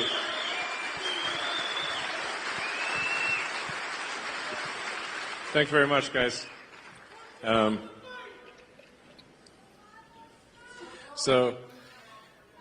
long term, I think Tesla stock's going to do fine. Maybe it's a buying opportunity. But the actual thing we're doing is making sure that people do get their Social Security and that it doesn't get stolen. 100%. Yeah. Yeah. Sorry, go ahead. Hi, Elon. I got a question for you about Dodge. Great shit. Everybody in this room has got a bunch of money sitting in a bunch of little boxes in a bunch of different states. And it turned into crickets when you brought it up online that you were going to go check our gold. And I'm worried about the Democrats and Joe Biden's last administration with the money not being there. Did you get blocked, or are you still able to go check that? So I'm not sure I understand exactly what you're referring to. Fort Knox. Oh, Fort Knox. Oh, yeah, right. Oh, yeah. Well, that's up to the president, of course. But I think it would be, I think it would be awesome to live stream Fort Knox. I mean, that would be really fun.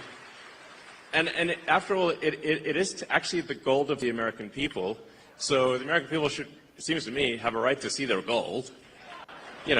Hopefully it looks really cool. You open the doors, like, is it there? Like, is that really gold? Let's check. So maybe it'll be really, really interesting.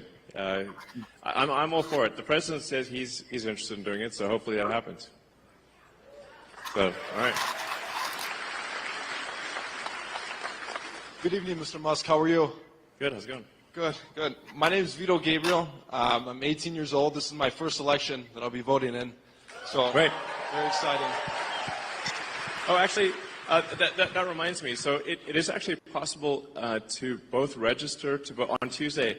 If someone has not registered to vote, they can register to vote in Wisconsin, and they can vote the same day. So even if somebody's not a registered voter, you can do everything on Tuesday. So a bit of backstory. When I was younger, 8 years old to be exact, my father put me to work in my family's restaurant. And it led me to want to start my own business and to be successful just like you. And in my opinion, you're one of the most successful businessmen to ever live. And so what advice would you give to young entrepreneurs who want to start their own businesses and give back to this great country? Well, sure. Well, it is very hard to start a business and have it succeed. You know, it is true that most businesses that start do not succeed. So, I mean, I guess I'd really just say, you know, if there's a product or service that you think is really needed, then you go out and you make that product, or you produce that service, offer that service, and try to be as useful as possible, really. You know, it's like whether, you know, it's a great restaurant or store or a technology company or whatever the case may be. It's really just like, are you doing things that are useful to your fellow human beings?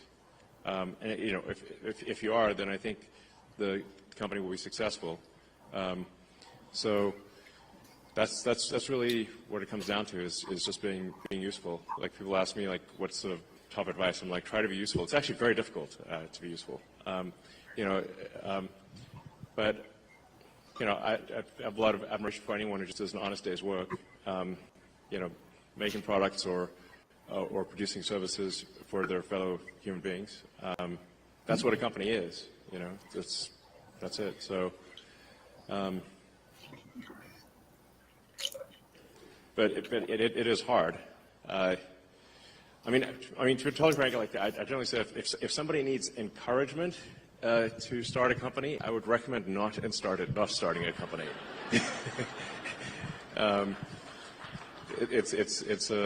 It's very difficult. Like, you know, if you look at, say, the automotive industry, the only two American car companies that have not gone bankrupt are Tesla and Ford. So it's a big cemetery, is what I'm saying. So that's a tough one, you know, very tough industry. And there were really no, like, commercial rocket companies that were successful before SpaceX. It's generally very difficult to make the value of the output exceed the cost of the input, and that's really what defines a successful business. And profit is really the difference between the value of the output and the cost of the input. That's what profit is. But it's like shockingly hard to make the output more valuable than the input. That's what I found. Yeah, so, all right. Hi, Elon. Thank you so much for being here. Would you agree with me that the economic illiteracy in this country is staggering? That people don't understand how close we are I would for say the that is ship true. of America to going over the fiscal cliff? Yeah. Yes. Most people actually. I think a lot of people don't know what national debt is. Like, how did this national debt come up? There's all this money that somehow we owe it, but we didn't sign up to owing this money. But there's, you know, it's over $30 trillion of national debt, and that doesn't count future obligations. And that's just, then it doesn't count state and local debt. So it's a lot of, basically, it's a lot of money that the government has signed everyone in America up for. And so, you know, YouTube page for yeah, watching. so there's, if we don't do something about it, then eventually there won't be any money for anything. We'll just be paying interest. You know, a company, so I should say, a country is much like a person. It's just bigger. A country is a collection of people. But just like a person can go bankrupt,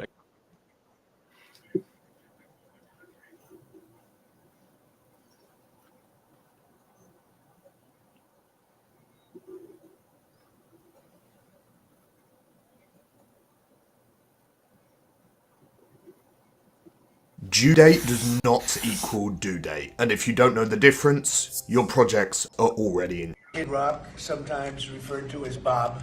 I know him as Bob, but he's been a good friend for a long time, many years, and he's been after something that is for the good of a lot of people, including in particular the public, and having to do with ticket sales and scalping and all of the gouging that you have been reading about. It's gotten worse and worse with time. And I didn't know too much about it, but I checked it out, and it is a big problem. And I think you've been trying to get this done for 20 years or something. He said Trump got it done in 2 weeks. But we came up with a very serious EO, and I'm going to sign it now, and maybe I'll ask you, Will, to explain a little bit about it, please. Of course, sir. So this is an executive order, as you said, that deals with the ticket reselling business. For fans of live entertainment and for entertainers as well, the ticket reselling industry has become a huge issue. These people use bots and computer algorithms to buy up huge blocks of tickets and then jack up the price so that fans of live entertainers like Mr. Ritchie, I almost called him Mr. Rock, don't have access to concerts the way that they should. And when they do, it's at exorbitantly high prices. So what this executive order does, it charges the FTC and the Department of Justice with rigorously enforcing laws on the books in collaboration with state attorneys general that have power over consumer protection and other people who have the power to really crack down on this issue so that entertainers and fans won't be subject to these abusive and oftentimes illegal practices. Good. Thank you very much. Bob, you want to say something? Yeah, anybody it doesn't matter your politics. First off, thank you, Mr. President, because this has happened at lightning speed. I know you put, I want to make sure Alina Habba gets her credit too, because I know she worked very hard on this, but thank you for making this happen so quick. Anyone who's bought a concert ticket in the last decade, maybe 20 years, no matter what your politics are, knows that it's a conundrum. You buy a ticket for $100, by the time you check out, it's $170. You don't know what you can charge for, but more importantly, these bots. You know, they come in to get all the good tickets to your favorite shows you want to go to, and then they're relisted immediately for sometimes a 400% or 500% markup. And the artists don't see any of that money. And, you know, ultimately, I think this is a great first step. I would love down the road if there would be some legislation that we could actually put a cap on the resale of tickets. And I'm a capitalist and a deregulation guy, but they've tried this in some places in Europe, and it seems to be the only thing that's us as artists be able to get the tickets into the hands of the fans at the prices we set. I'll be the first one to say, and I know the president doesn't like when I say this, but I'm a little overpaid right now. It's kind of ridiculous. I would rather be, you know, a hero to working class people and have them be able to come attend my shows and give them a fair ticket price. I can't control that right now, so hopefully this is a step to really be able to make that happen. I know a lot of artists and a lot of fans who love concerts and music are going to be very appreciative of you taking this And I action, think sir. Bob is more interested in the fans and the people that are having to pay crazy prices than he is the artist. Maybe the artist a little bit, but the fans a lot. I've spoken to him over the years about it, and it's been, it bothers him. It bothers a lot of other artists too. You see, does. the artists, and they go out with a $100 ticket and it sells for $2,000 the following night. And they seem to be able to sweep up the best locations too, which is pretty amazing. So, They've only enforced that Box Act one time, I believe. Yeah. A couple years ago, New York City, I think we still got a couple $1 million fine. And that's the only time they've enforced that act. and who's the primary culprit? Who sells these tickets? It's the scalpers. It's these bots go in and they're automated, so you're in But is there a company involved? You might know. No. Well, there's reselling markets. Yeah. I think I know, Peter. But that's all right. Don't get him involved. Maybe What company do you think? Maybe they're more innocent than we think. Well, if you think of it, like if Ticketmaster sells a ticket, if you buy a ticket and go to a show, you're in a lot of ways their worst customer. Because they make another 17 whatever percentage every time that ticket resells. So they don't want to enforce the Bots Act necessarily because they're making more money off it. The artists don't see any of that money, but that's not what I'm advocating for, is for me to make more money. I want the fans to have fair ticket prices, be able to go and enjoy more shows. I know people that they decide on a family vacation or going to their favorite concert once a year rather than, my parents used to go see multiple shows when you could afford them back in their day. And I'd like to take my ticket prices lower, but if I set my ticket prices low, these bots immediately eat them up and they resell for hundreds of dollars more, and I'm just making these bad actors rich. Wow. Well, I think this is a big step to getting it stopped. Yeah. Do you have something? Scalpers, I do, actually. I actually feel that the consumer is going to take the money that they've saved and actually buy merch, which you guys have a big percentage of, or do concessions, which you guys split with the venue, on that as well. So I think their We money don't goes share first. concessions a lot. No? Those are, we try to, but they don't want to share it in the beer prices and parking or any of that stuff. But the bottom line is there's money for everyone to be made. There's plenty of money to go around. You know, no one's going to really lose here. You know, Ticketmaster, if we can get a cap, they're going to lose some money. But I've already talked to CEO Michael, and he's given me his word. He's on board for it. I was talking to Jacoby with Papa Roach earlier, and by the way, he's a big fan of what you're doing, President Trump, digging into this whole scalping and the bots. A lot of musicians, you can say that, they're with Kid Rock, sir. Good. On I this. think so. Without a doubt. A lot of people are. President Trump, I was thinking about doing it for tomorrow. We have a big event coming up, and I was thinking about doing it, but I'm not sure. So you recently bought a Tesla for White House staff to use, but now there's all these domestic terrorists targeting Teslas.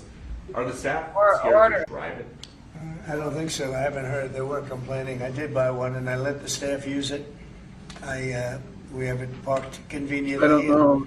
One day we give it to Margot, one day we give it to Chamberlain, give it to Natalie, we give it to everybody around. Give it to Dan Scavino, but he's got so much money it doesn't matter. But they love the car, and it's a great car, and it's made here. It's made in the country. He's got a tremendous plant now in Texas, and he has one in California. Does a lot of his work here, and he's been really unfairly treated, in my opinion. I travel. And yeah. There's this other story. I know it's hypothetical right now, but if you were allowed for some reason to run for a third term, is there a thought that the Democrats could try to run Barack Obama against you? I'd love that. For his third term? Boy, I'd love that. That would be They're a talking good one. I'd about like back that. to third term. People are asking me to run, and there's a whole story about Yeah. running for a third term. Oh, I don't would know. I love never to looked have into it. for a second term. Or third They do term. say there's a way you can do it, but I don't know about that. But I have not looked into it. I want to do a fantastic job. We have 4 years, just about, almost close to 4 years. Time is flying, but it's still close to 4 years, and we're getting a lot of credit for having done a great job in the first almost 100 days. And we have some big things we're going to be announcing over the next 2 days, and you know very well, Peter, and I think it's going to be something that's going to bring a lot of wealth back to our country, tremendous wealth back to our country, actually. And other countries are understanding it because they've been ripping us for 50 years, longer, but they've been ripping us off for years, right from the beginning. And, I think this is going to be an amazing, I call it a lot of different names, but it's really, in a sense, it's a rebirth of a country because how we could have afforded to do what we did. We help everybody, and they don't help us. I really, the term I like best probably is the liberation of America. It's a liberation of this country because it's incredible. Look, we have 36 trillion in debt for a reason, and that accumulates over a long period of time. So I think what you're going to be seeing over the next couple of days will be very inspiring to a lot of people. Right. You know, they had a lot of auto plants being built in a certain country. I don't want to mention the country because we get along great with the country, but those plants aren't being built there anymore. They gave them up today and yesterday, day before, and they're building them all now in the United States. And we have many examples, not only auto plants, chip companies from Taiwan are coming in. The biggest, Mr. Wei, he's big. I said, you are a smart guy, aren't you? I've been reading about him over the years, but he controls a large portion of the chip business, as you know. You don't get smarter. They're going to be investing $200 or $300 billion. Apple's investing $500 billion. You know, they always built their places in China. Now he's building here. I think because of you speak to Tim Cook, because of the election, but maybe more importantly because of the tariffs. You know, he's got really an obligation to do it. But we have many, many companies that you haven't even heard of. But I think we'll be at $5 trillion very soon. And if you think about this, we've never been anywhere near that. I don't know if we've ever been at $1 trillion. What do you mean by that? We're 500. What do I mean by trillion? 5 trillion. What are you referring to, sir? I think that we're going to be at $5 trillion of investment. If you're not making enough money, if your boss isn't going to give you a raise to cover inflation, and you're worried about... I think you're going to have investments very shortly. We're already 3.5, and we have commitments, verbal commitments for a lot more. And numbers like that have never been done in this country. And it's going to get harder. This is in 2 months. it's really less than 2 months, because since we've really gone out with it, and we have other interesting things happening, but to me, the whole tariff situation, and essentially they've done that to us for many years. So if we're anywhere near 5 trillion in 2 months, this could be numbers like the country's never seen. And every time you hear a dollar spent, that's another job, because the jobs are coming with it. So auto plants, chip plants, pharmaceuticals, lumber coming in. We have things happening in this country. I'm not sure that they've ever seen it. Steel, you know, we have tariffs on steel. They've been here for a while. Steel and aluminum. Nobody's ever seen anything like we're witnessing now. Nobody's ever seen anything. Most of you agree with that. I mean, it's nothing much you can't agree with. We have things happening in terms of jobs and investment, the likes of which I don't think we've ever seen. If you look at, let's say, $4 to $5 trillion in a period of a month and a half, that's even more than you do with your concerts, which are always sold out, right? Nobody's ever seen numbers. And think of it, where Apple's at 500 billion, as I said, but they always used to spend their money in China. Now they're spending it here. That means they're going to build, now they don't have any tariffs. Remember, there are no tariffs if you do your product here, if you build whatever it is in the USA. One of the things we're also trying to get is if you buy a car that was built in the USA, you get a deduction on interest. So if you go out and borrow money to buy a car, if it's built in the USA, never been done before, it's a big deduction for people that really aren't used to deductions, frankly, because people that buy cars like that are not big into the world of deductions, and now they're going to learn about deductions. So I think it's going to be great. Yeah. Are you going to move ahead with a universal tariff or different individual That's really good tariff idea. rates on a whole variety of different? Well, you're going to did see that in 2 with days, home which is maybe mortgage interest. tomorrow night or probably Wednesday. You're going to see, and they're reciprocal. So whatever they charge us, we charge them, but we're being nicer than they were. We have a lot of countries, friend and foe. I always say friend and foe, but the friend in many cases is worse than the foe. They took advantage of us, and we are going to be very nice by comparison to what they were. The numbers will be lower than what they've been charging us, and in some cases maybe substantially lower, but we sort of have a world obligation perhaps. But we're going to be very nice. Relatively speaking, we're going to be very kind. Mr. President, you met with the chairman. Somebody said that about me the other day. He said, who doesn't know me very well, they said, "You're such a kind person." And I said, "Say that again." They said, "You're a kind person." I said, "I've never heard that before." It was a weird statement. I was kind. Who said that? I've heard of words that I don't know, I better not tell you. You know, I've been called a lot of things, but it's sort of a different kind of a word. It's like an old-fashioned word, isn't it? Mr. President, you met with the chairman of Stellantis today. Did Yes. he ask you for a pause on the auto tariffs? No. What was that meeting about? Just about some of the problems they have with the environmental, which we're going to clean up. Have any of the automakers... We're going to probably go to view.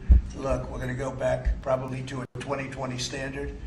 So we'll have 2020 standard, and that's just a few years ago.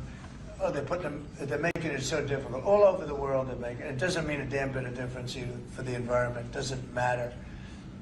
They make it impossible for people to build cars. So we're going to be doing much different. 2020 is a strong standard, but they take it to a level now that makes it very difficult to build a car. So we're going to be bringing it back to a standard that is a very good environmental standard, but it makes it possible to build a car. Have you heard any concerns from the automakers, though, about the tariffs on parts that will go into effect over the coming weeks, about what that's going to mean for the price of... Well, I gave them a big break for a month. I didn't charge them anything, for a big month, for that first month, and they brought a lot of material into this country because they could bring it in without tariff.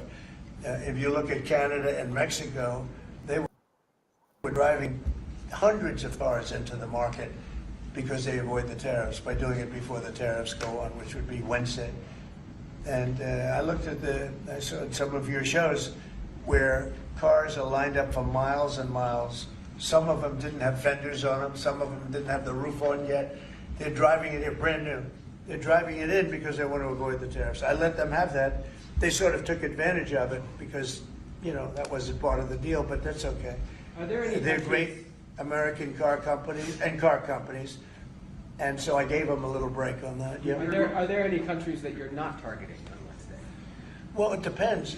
I said it's reciprocal. Not everybody has made a fortune, but almost everybody has, but not everybody. And the ones that haven't, we're going to be very nice to them. And on a separate issue, Because that word reciprocal is very important.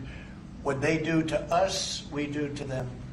Okay. Can I just ask you briefly, Right because on. of Putin, you said over the weekend, or indicated over the weekend, some frustration with him.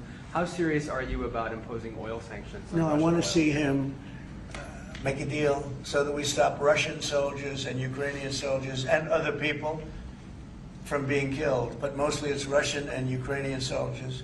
They're losing at least 2,500 human beings, beautiful human beings, a week. And I want it to stop. And some people would say, why do you worry about Russian soldiers or Ukrainian soldiers? I worry because it's like they're just like you people. They're like us. They're like all of us. And I seem to have an ability to do those things. And if I can do that, I think it's a very worthwhile thing to do. And I think we will. And no, I want to make sure that he follows through, and I think he will. I don't want to go secondary tariffs on his oil, but I think, it's something I would do if I thought he wasn't doing the job. I did it with Venezuela, secondary tariffs, and you know what happened? Every boat left the harbor. Did you see that? It was a beautiful thing to see. The whole harbor emptied out. My words weren't even finished. I have these massive ships. They're actually taking the hoses and dumping them because they know I don't play games.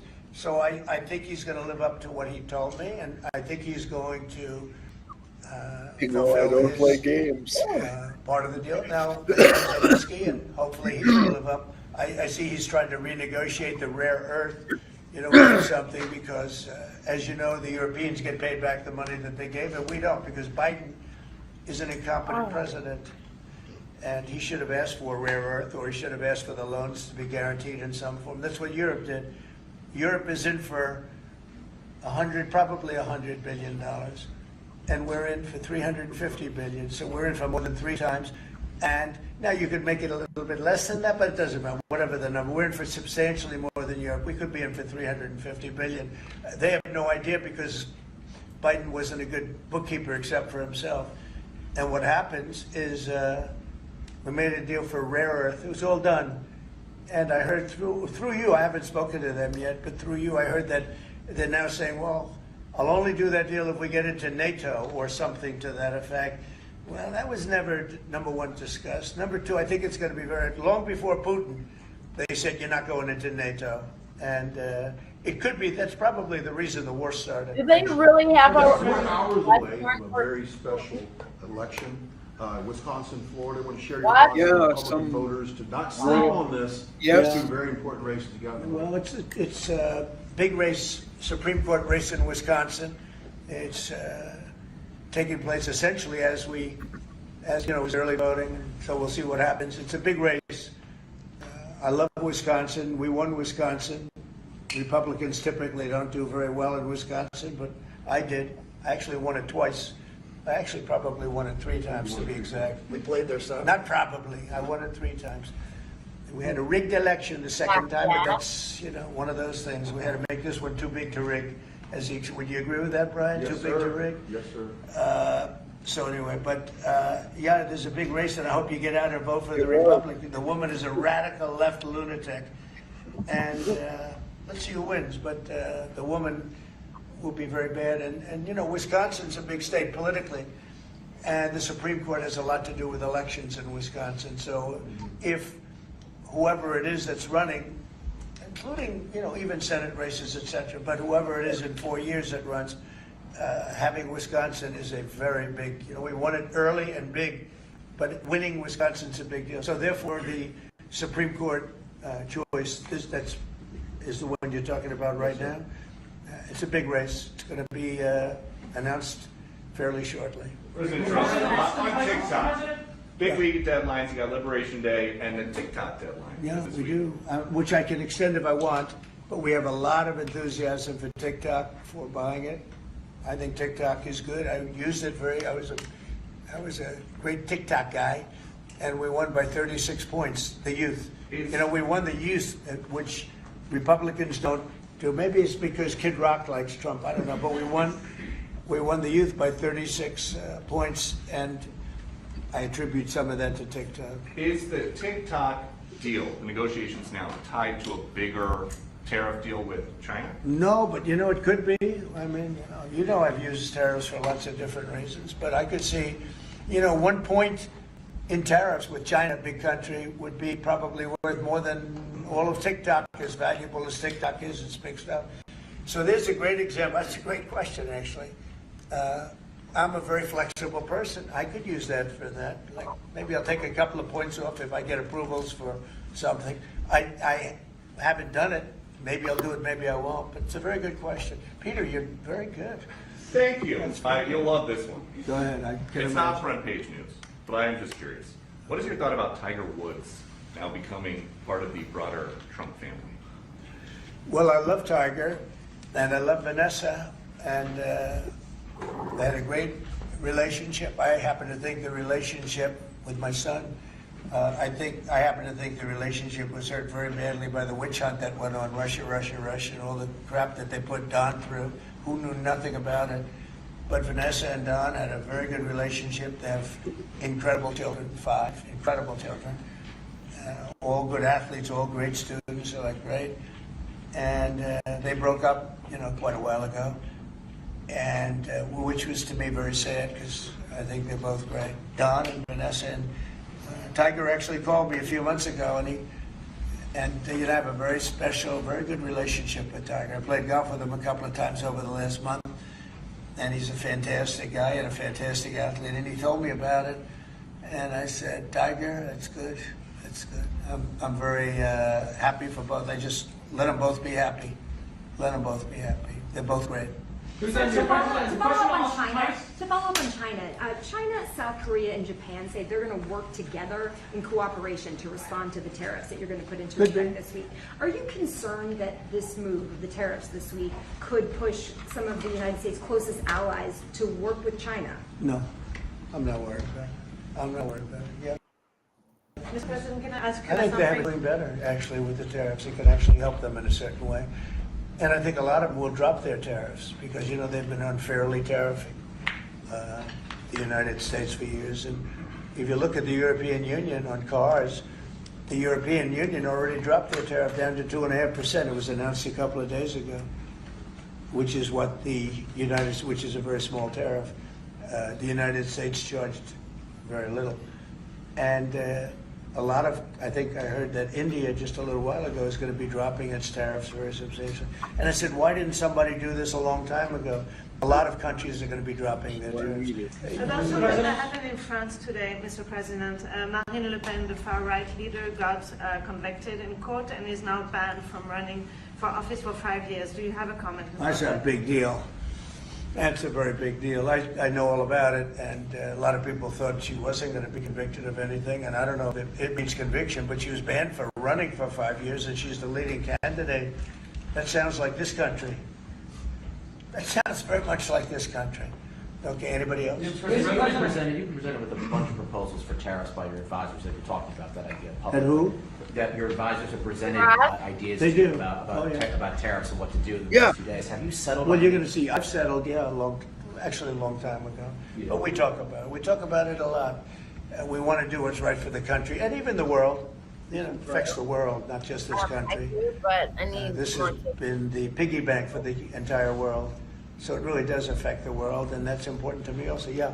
Mr. President, in the past you have said that you want the quick return of Austin Tice, a Marine Corps veteran and a journalist who went missing in Syria over 12 years ago. Yeah. Have efforts been made to locate Austin Tice been extended beyond Syria, including potential leads in Iran? And do you have plans to get in touch with Ms. Deborah Tice, the mother of Ms. Austin Tice, and also at the same time, organizations like Hostage Aid Worldwide have been on the ground in Syria searching for Austin Tice for many years. can I get your comment on the future, potential future plans to relocate, to locate Austin Tice and to bring him home finally? So we've been looking, as you know, for Austin for years. I don't know about Biden. I don't think Biden was looking for anything, but we were, and there's been virtually no sign. You know that there's been no sign of Austin. An incredible young guy. Be less young now. It's been a long time. It's been many, many years. The mother is fantastic. She's a very committed mother that her whole life is to find her son, who was in Syria and just disappeared off the face of the earth. So, you know, a lot of bad things happen. But we're always, you know, we will never, until we find out something definitive, one way or the other, we'll never stop looking for him. Stop pulling down on my hair. And the response, it's just a lot of dead ends. He's been gone for a long time. Problem is, there's never been a sighting. You know, sometimes you'll have somebody you're looking for him and there's a sighting. There's never been a sighting of Austin, but we are out there and we have great respect for his family and for his mother. She's been unbelievable. Yeah, please. A question about... no, behind you. Yes, you've had outreach with the leaders of Russia and China. You've made an outreach to Iran. When are you going to plan to reach out to North Korea and Kim Jong-un? Anytime in the near future? Well, I do. I have a very good relationship with Kim Jong-un. Now, you people hate to hear that, but it's very important.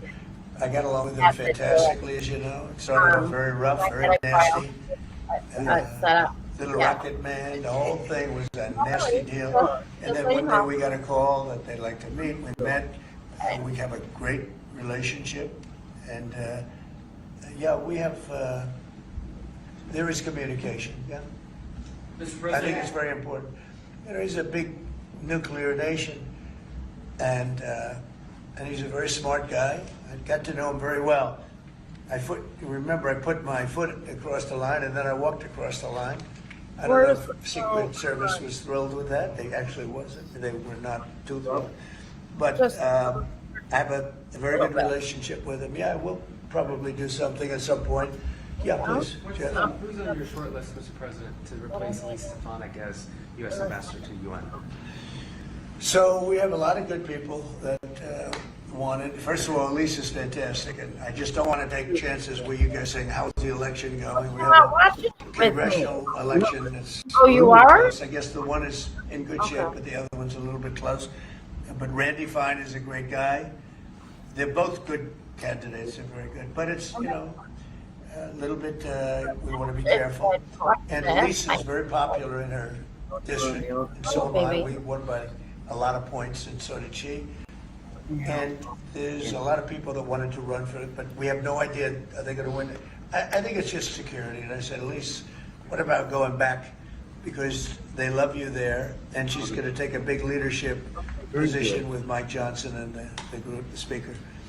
And I can tell you that for the replacement, we have a lot of people that have asked about it and would like to do it. David Friedman, Rick Grinnell, and maybe 30 other people. Everyone loves that position. That's a star-maker position. Yeah, but... And so we'll see what happens. But we have a lot of people that are interested in going to the United Nations, as you can imagine. Very quick music question. Favorite song to play live is what? And then my question for you, Mr. President, your favorite rally you did last year, 2024. What was your favorite one? Favorite song to play live? Yeah, favorite song to play live. Oh, that's a tough one. It'd have to be one of the hits, probably Cowboy or Ball with the Bar. There's a song that I've played every night that was never a singular hit that I probably should not say the words to in this office right now. You never met a certain person like his me. rallies are amazing. Just He tell me. does great, and gets big crowds. He's really a star when it comes to that. He is a very talented guy. I would say maybe Madison Square Garden, because anybody that was there, the owner of the garden, Jim Dolan, who's, you know, to me always been terrific.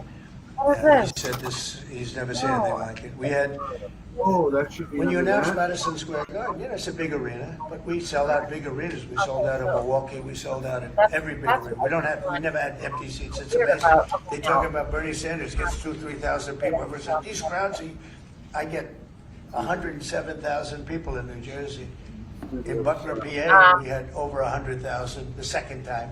We had 55,000 the first time. We have big crowds. I would say Madison Square Garden because I grew up in New York. The Garden is great. Jim Dolan treated us well, but everybody said they, because I think I could have filled it up 10 times. We had hundreds of thousands of people that were stacked all the way back to the Hudson River and on the other direction back to Fifth Avenue. Nobody's ever said, I don't mean with a line, I mean like 50 deep, this way. The streets were closed, the whole thing, it was crazy. And when you take that, you want to do well at Madison Square Garden. You don't want to have empty seats.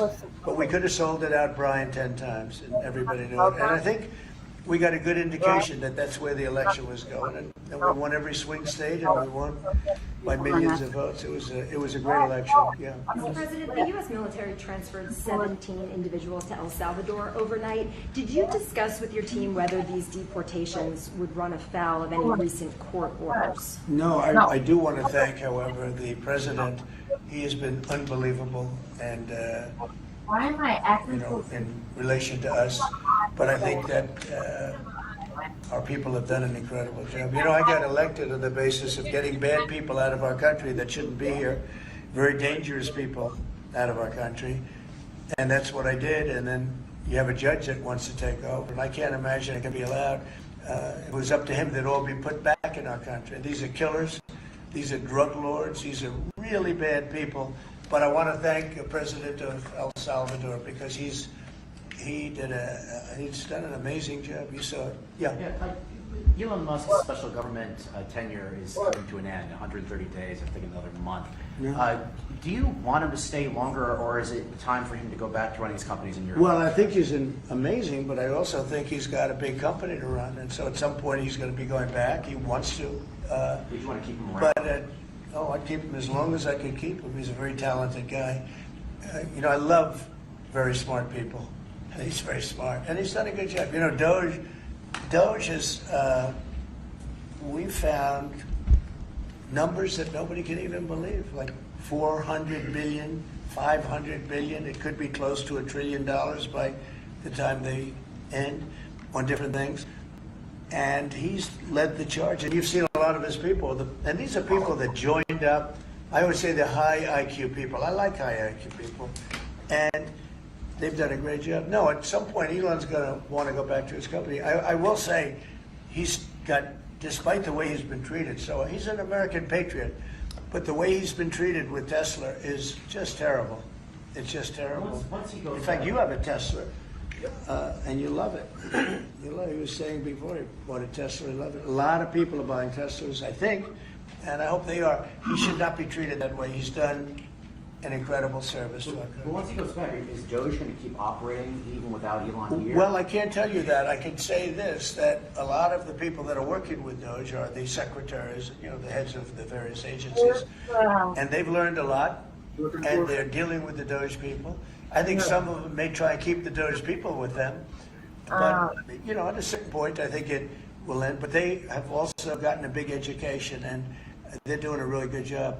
There'll be a point at which the secretaries will be able to do this work and do it very, as we say, with the scalpel.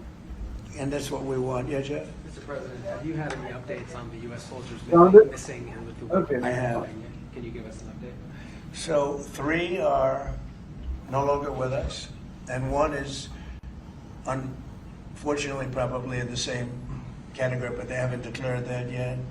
It was a very heavy truck, like a toy, but really heavy. It lifted the heaviest equipment, and it would seem that the bank of a lake collapsed. The weight is so big, and it was at night, and it was very cold weather, and ice, a lot of ice, and it's possibly slipped. And the weight is so enormous of this thing. It's a massively heavy vehicle, and if they slipped a little bit, that's probably what happened, and it flipped. And 3 are gone, and 1 is missing. On a separate topic, follow up on immigration. Did you see the video of the Tufts University student who was taken off the street by ICE agents last week in hoodies and masks? There's been a lot of criticism of that. Are you comfortable with how that was handled? Well, I haven't really looked at it in any detail, but I will. I mean, I have seen it quickly, but not, I wouldn't want to comment on it. Yeah, please. Yeah, Mr. President, would you be able to confirm recent reporting that you are making plans to go to Saudi Arabia next month? And if so, why is Saudi Arabia so important? So, I have a very good relationship with the Middle East. In fact, if you look at Michigan, I won the vote by a lot. People were a little surprised. And I have a very good relationship with Mohammed and the king. His son is Mohammed. He's Crown Prince. Actually, he's Prime Minister, too. He's got a lot of good titles. But he's great. And the king has been wonderful. And if you remember, last time I went to Saudi Arabia, I put him first on the list because they agreed to buy $450 billion worth of American goods, military and otherwise. And they did, and it was an unbelievable day. It was in this gorgeous ballroom, and companies were there from many, probably 100 companies, and they were given anywhere from $40 or $50 million to less, and more, actually. Okay, some of them were given numbers that were just many times that amount. I think we had a couple of $20 billion deals, and big stuff. And it's a very rich country because of oil. And we are a very rich country ultimately when we straighten it out because of oil. Oil is always good.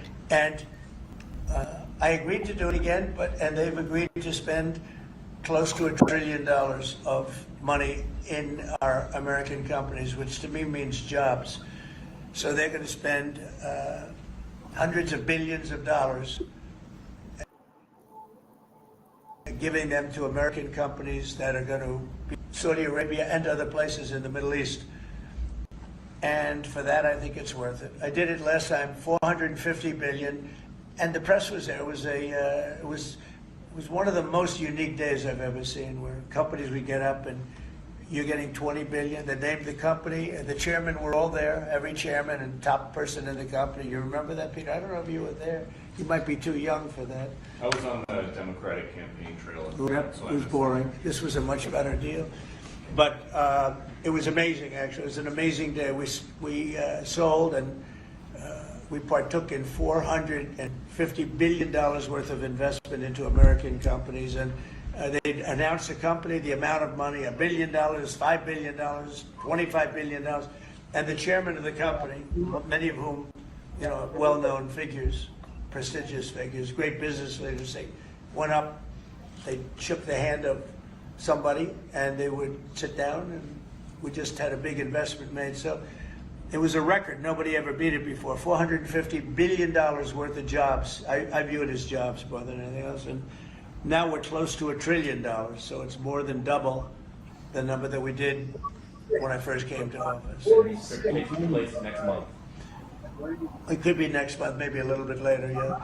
And we're going to Qatar also, and also we're going to possibly a couple of other countries. UAE is very important. It's a great leader in UAE. And I had his brother here the other night, if you saw that. We had a wonderful guy, a wonderful family. So we'll probably stop at UAE and Qatar, and as I used to call it, Qatar.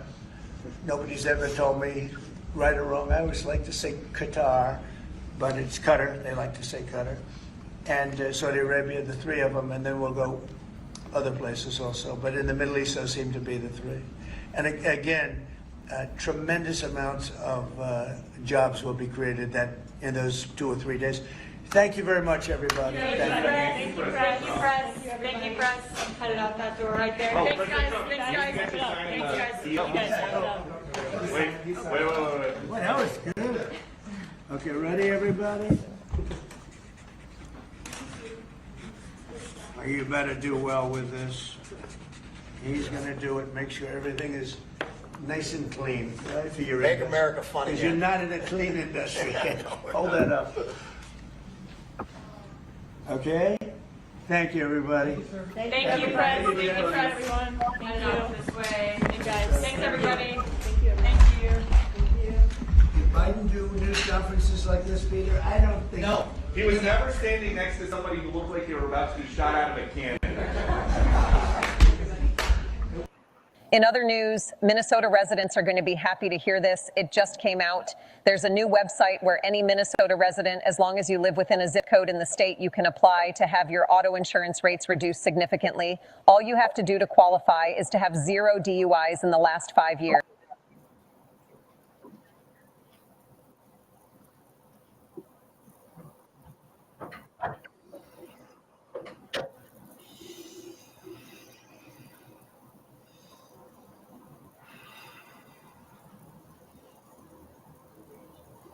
Meanwhile, Doge may have target. Elon Musk says he's now focusing on members of Congress who became, quote, strangely wealthy while in Congress. They'll send the money overseas to one NGO, then they'll go through a bunch of them, and then I'm highly confident that a bunch of that money then comes back to the United States and lands in the pockets of the people you just mentioned. It doesn't go directly, but let's just say that there's a lot of strangely wealthy members of Congress. I'm trying to connect the dots of how did they become rich while earning, how'd they get 20 million if they're earning 200,000 a year? Great point. Our next guest's app tracks which stocks politicians are investing in. Co-founder of the Autopilot app, Chris Joseph, joins us. Hey, thank you for having me. It's good to have you. You know, when we put up the members of Congress's salary, it's a couple $100,000 a year for the most part, about. And yet we hear about some people who came in, didn't have any money, and then by the time they've been in the House or the Senate for 20, 30 years, they were super rich. You've been tracking that. What have you found? Yeah, you see one, you kind of think it's a coincidence. You see two, it's like, okay, things are getting weird. And you see 3 or 4, it's like, all right, well, now what is actually going on? And it's great to see that Elon and the Doge team are actually finally starting to look into this. We track specifically the trades and kind of the public filings of their disclosures around their financial statements. And there really isn't too much that you could see on the actual stock trading side. However, there's not much that you can really see into the spouses and the dependents of those politicians. So if I were Elon and I would kind of recommend where to look for the some suspicious stuff going on here, I would go right to the spouses and especially the spouses and the children as well. Right. And, for instance, Nancy Pelosi, when she came into office, she had a fraction of the amount of money she's got now, but her husband, a venture capitalist, invested in a lot of different stocks and made just a jackpot of money. And that's one of the reasons why so many people in Congress had said, we got to stop with the stock trading. But famously, Nancy Pelosi had said, no, you know what? We're going to keep doing it. Yep. Yep. Rules for me and not for thee. The funny story about how all that even started, too, is before the Stock Act even happened, these politicians were allowed to do literally whatever they wanted. And part of the reason why she became kind of the poster child of this entire thing was she was able to get exclusive access to the Visa IPO at the time, back in, I believe it was 2009, 2008. And it was through her husband. Her husband was able to put in a certain amount of money before those shares became public for the general public to buy. And that was the largest IPO in history at the time, and she made a killing on it, while the other American people were not able to do it. How did her husband get that access? Might be because of her. Yeah, but Chris, we're not suggesting anything is illegal because they can buy and trade stuff. It's just not very transparent. Okay, and that's, I think, what the majority of the Americans want. Right. Just transparency into it, bring some more kind of touch points on it. Yeah. We have been tracking her and a lot of other politicians for a while. No one has ever been found in charge for insider trading. There has been allegations. We've seen some suspicious stuff, but you are right. This is all kind of just wanting more transparency and more input into what truly is going on. You know what? You've talked me into it. I'm going to download your app. It's called Autopilot. It's on his hat. I want to see what you guys have uncovered. Chris Josephs, we thank you very much for joining us live today. Thank you. Have a good one, guys. I'm Steve Doocy. I'm Brian Kilmeade. And I'm Ainsley Earhart. And click here to subscribe to the Fox News YouTube page to catch our hottest interviews and most compelling analysis. Now, I've got this thing on. I'm wondering that there's an extra phone piece. Should I For put? this, it's the same. I know. It's that's what I'm saying. Should I just put it under here? Um, I don't know. to add more protection from the ice, but I'm still gonna be constantly wearing that. Oh wait, no, there's a back plate to this. No back plate to this. Right. Oh, that's nice. So this one, Yeah, you need Okay. new. You should change that out. there's Velcro at it. Okay. Add it. Yeah. Okay. So did you get this lined up? That's the only one I was worried about, honey. Yeah, it's lined up. Okay. You can come forward a little bit to Yep. match each side. But Okay. if it comes in the next spot. Okay. Okay. So see, I don't this thing. Oh wait a minute. I'm putting that. Yeah. Okay. So I guess I would have to put the sweatshirt on Yeah. the top to it. But would those help for changing pads or adding more to it? Well, you just did. Right. Okay, just forget it. No, I need that's the blue one I need. This up on me, and that one just go back to the brown one. Yeah. The blue one. Oh. That's for the cryo at night. Yeah. I'll set this in for now. Mm-hmm. So you want to put that on? Yeah. Did it come off? I just pulled it off. Why? Because you want to Oh yeah. Then I asked you to remind me because I keep forgetting. Yeah. Mm. Okay. Let go of it and then have it. Oh, this looks great. Just go anywhere the cryos.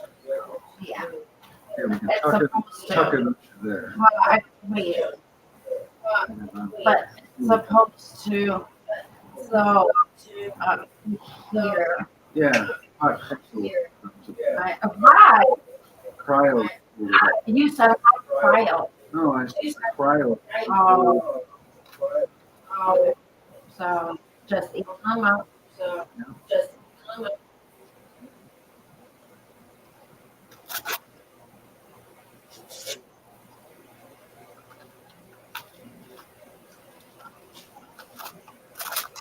Yeah, me tighter, no question. So, Well, yeah. Well, no.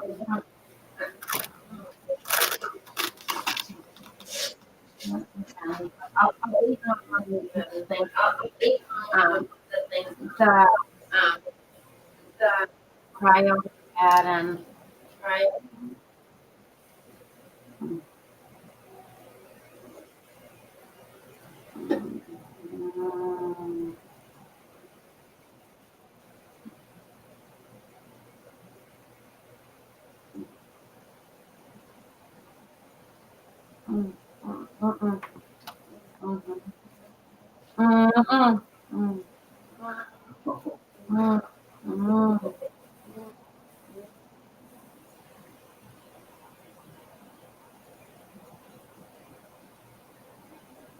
just that side?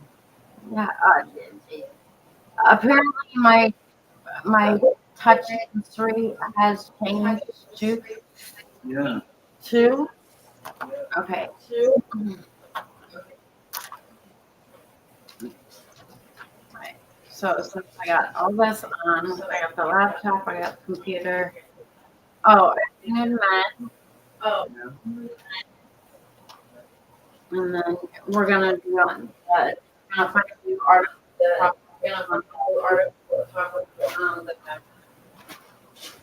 Yeah. You gotta pay attention, honey. Is that garbage this one? Yeah. So so when you're on your screen, Yeah. and you know how you scroll. Okay, so you're doing this for some reason and not sharing it with us. No, it is being shared. No, hold on. That's what I'm. This is what. Well, I've been picking them out. okay, so whatever tab you're choosing here, make sure you say this one's gonna say stop, or or this one, share this tab instead. So you understood that one then? Oh, okay. Yeah, you talked me through that first one. I don't remember that. All right, thank you, and then I appreciate it. And I was gonna send Mark, hey, about it, or an invite to see if he wants to join in the conversation or whatever. Baby, bedroom. Yeah, I know. Oh. What? What?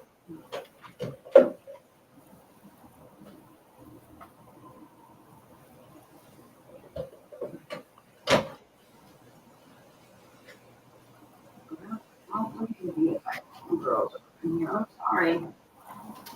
Okay. Oh, let me down and Should I put the belt on first? Pink? oh, okay.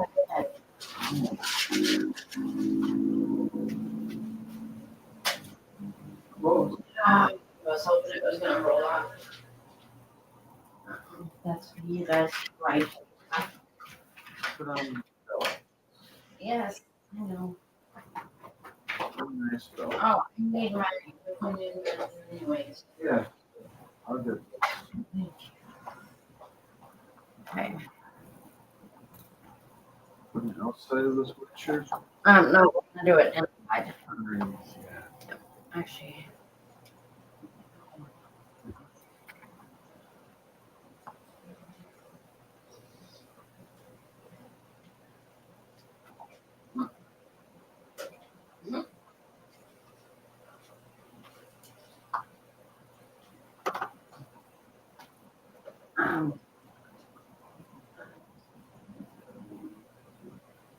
Well, just remove it.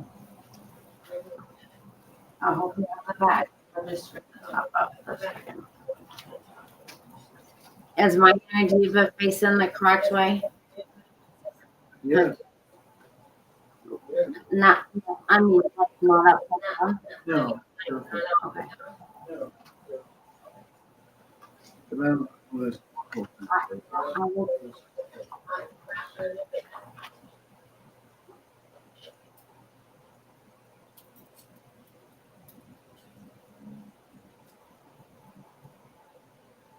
Oh, I see.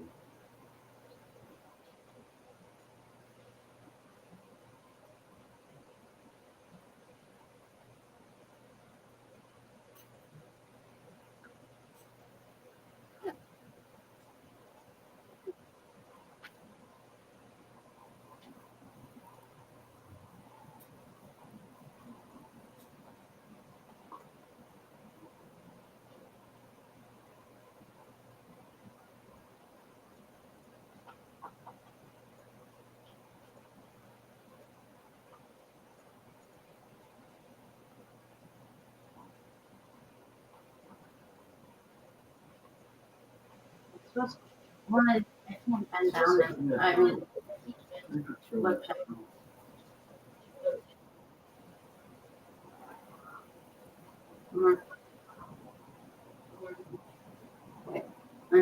The right wording? Yep. The right. And then the just more. Here. Well, sure. And Strap. Wait a minute. 1,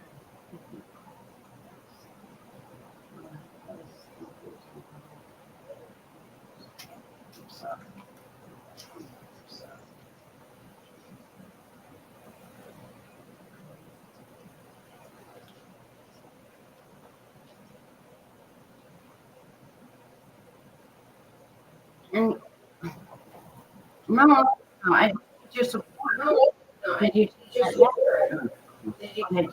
no. You're right. That's all. Eventually.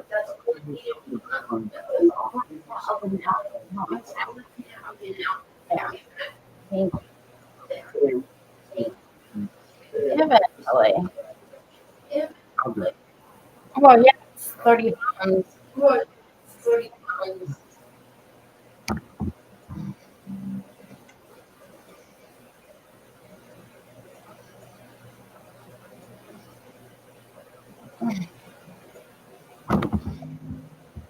You open it.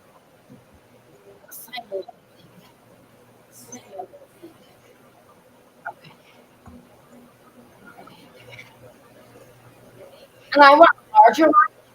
And I want a larger one.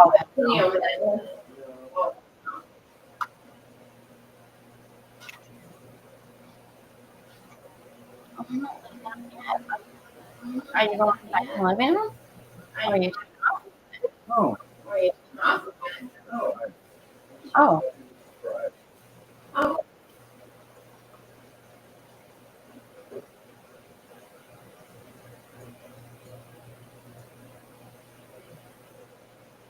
Mine, no, leave it.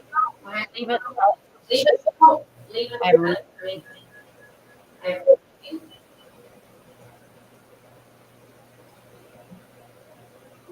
Did they open? Okay. Is it between? Is the carpet in there? Is there carpet in there? I know. I'm waiting.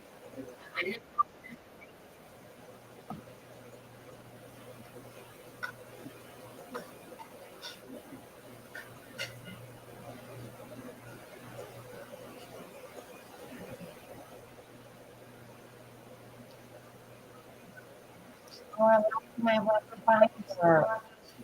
Okay, take this. Now no, I can't do it because it's too strong for me. And it's on this one.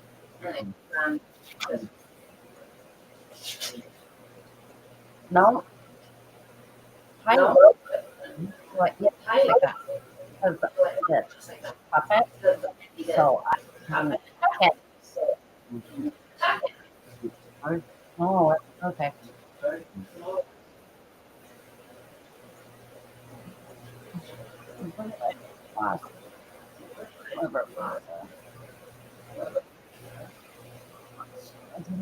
Oh, it's holding my hair. Ah, don't pull my hair. You're pulling my hair, honey. You're pulling my hair, honey. What?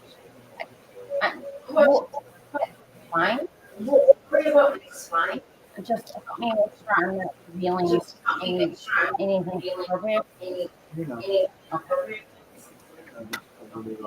Okay. No. Where's that thing? Okay. That goes as tight as this one. Yeah, like that. Yeah, it's like that.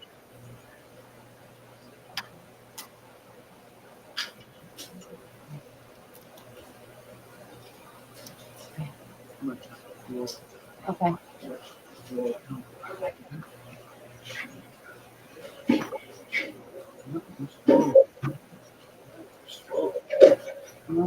There's,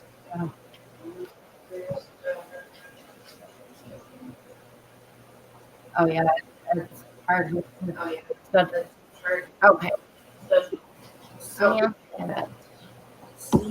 Bring this back. no, just gosh, it's stuck over here too. I can swing it in some more. Alright. I'll figure it out. Okay. Thank you. So let's go and talk about a topic. Steve, Marcus, Kate, or anybody that you feel. Oh no, pass it. Thank you. Okay. Uh-oh. It's kind of a writing, so I have to wrap it around my shoulder, and I'm gonna not if you hold it strong enough to hold it.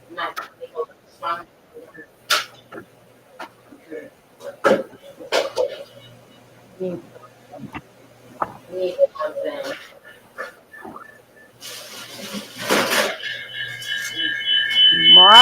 the hell? So how high? Keep it back there. Keep it back there. But I want it. Yeah. Yeah.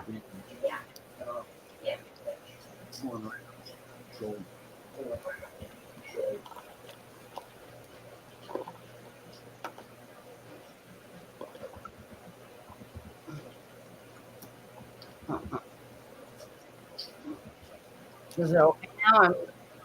Is it okay now? Okay. Thank you. Sure. Thank you.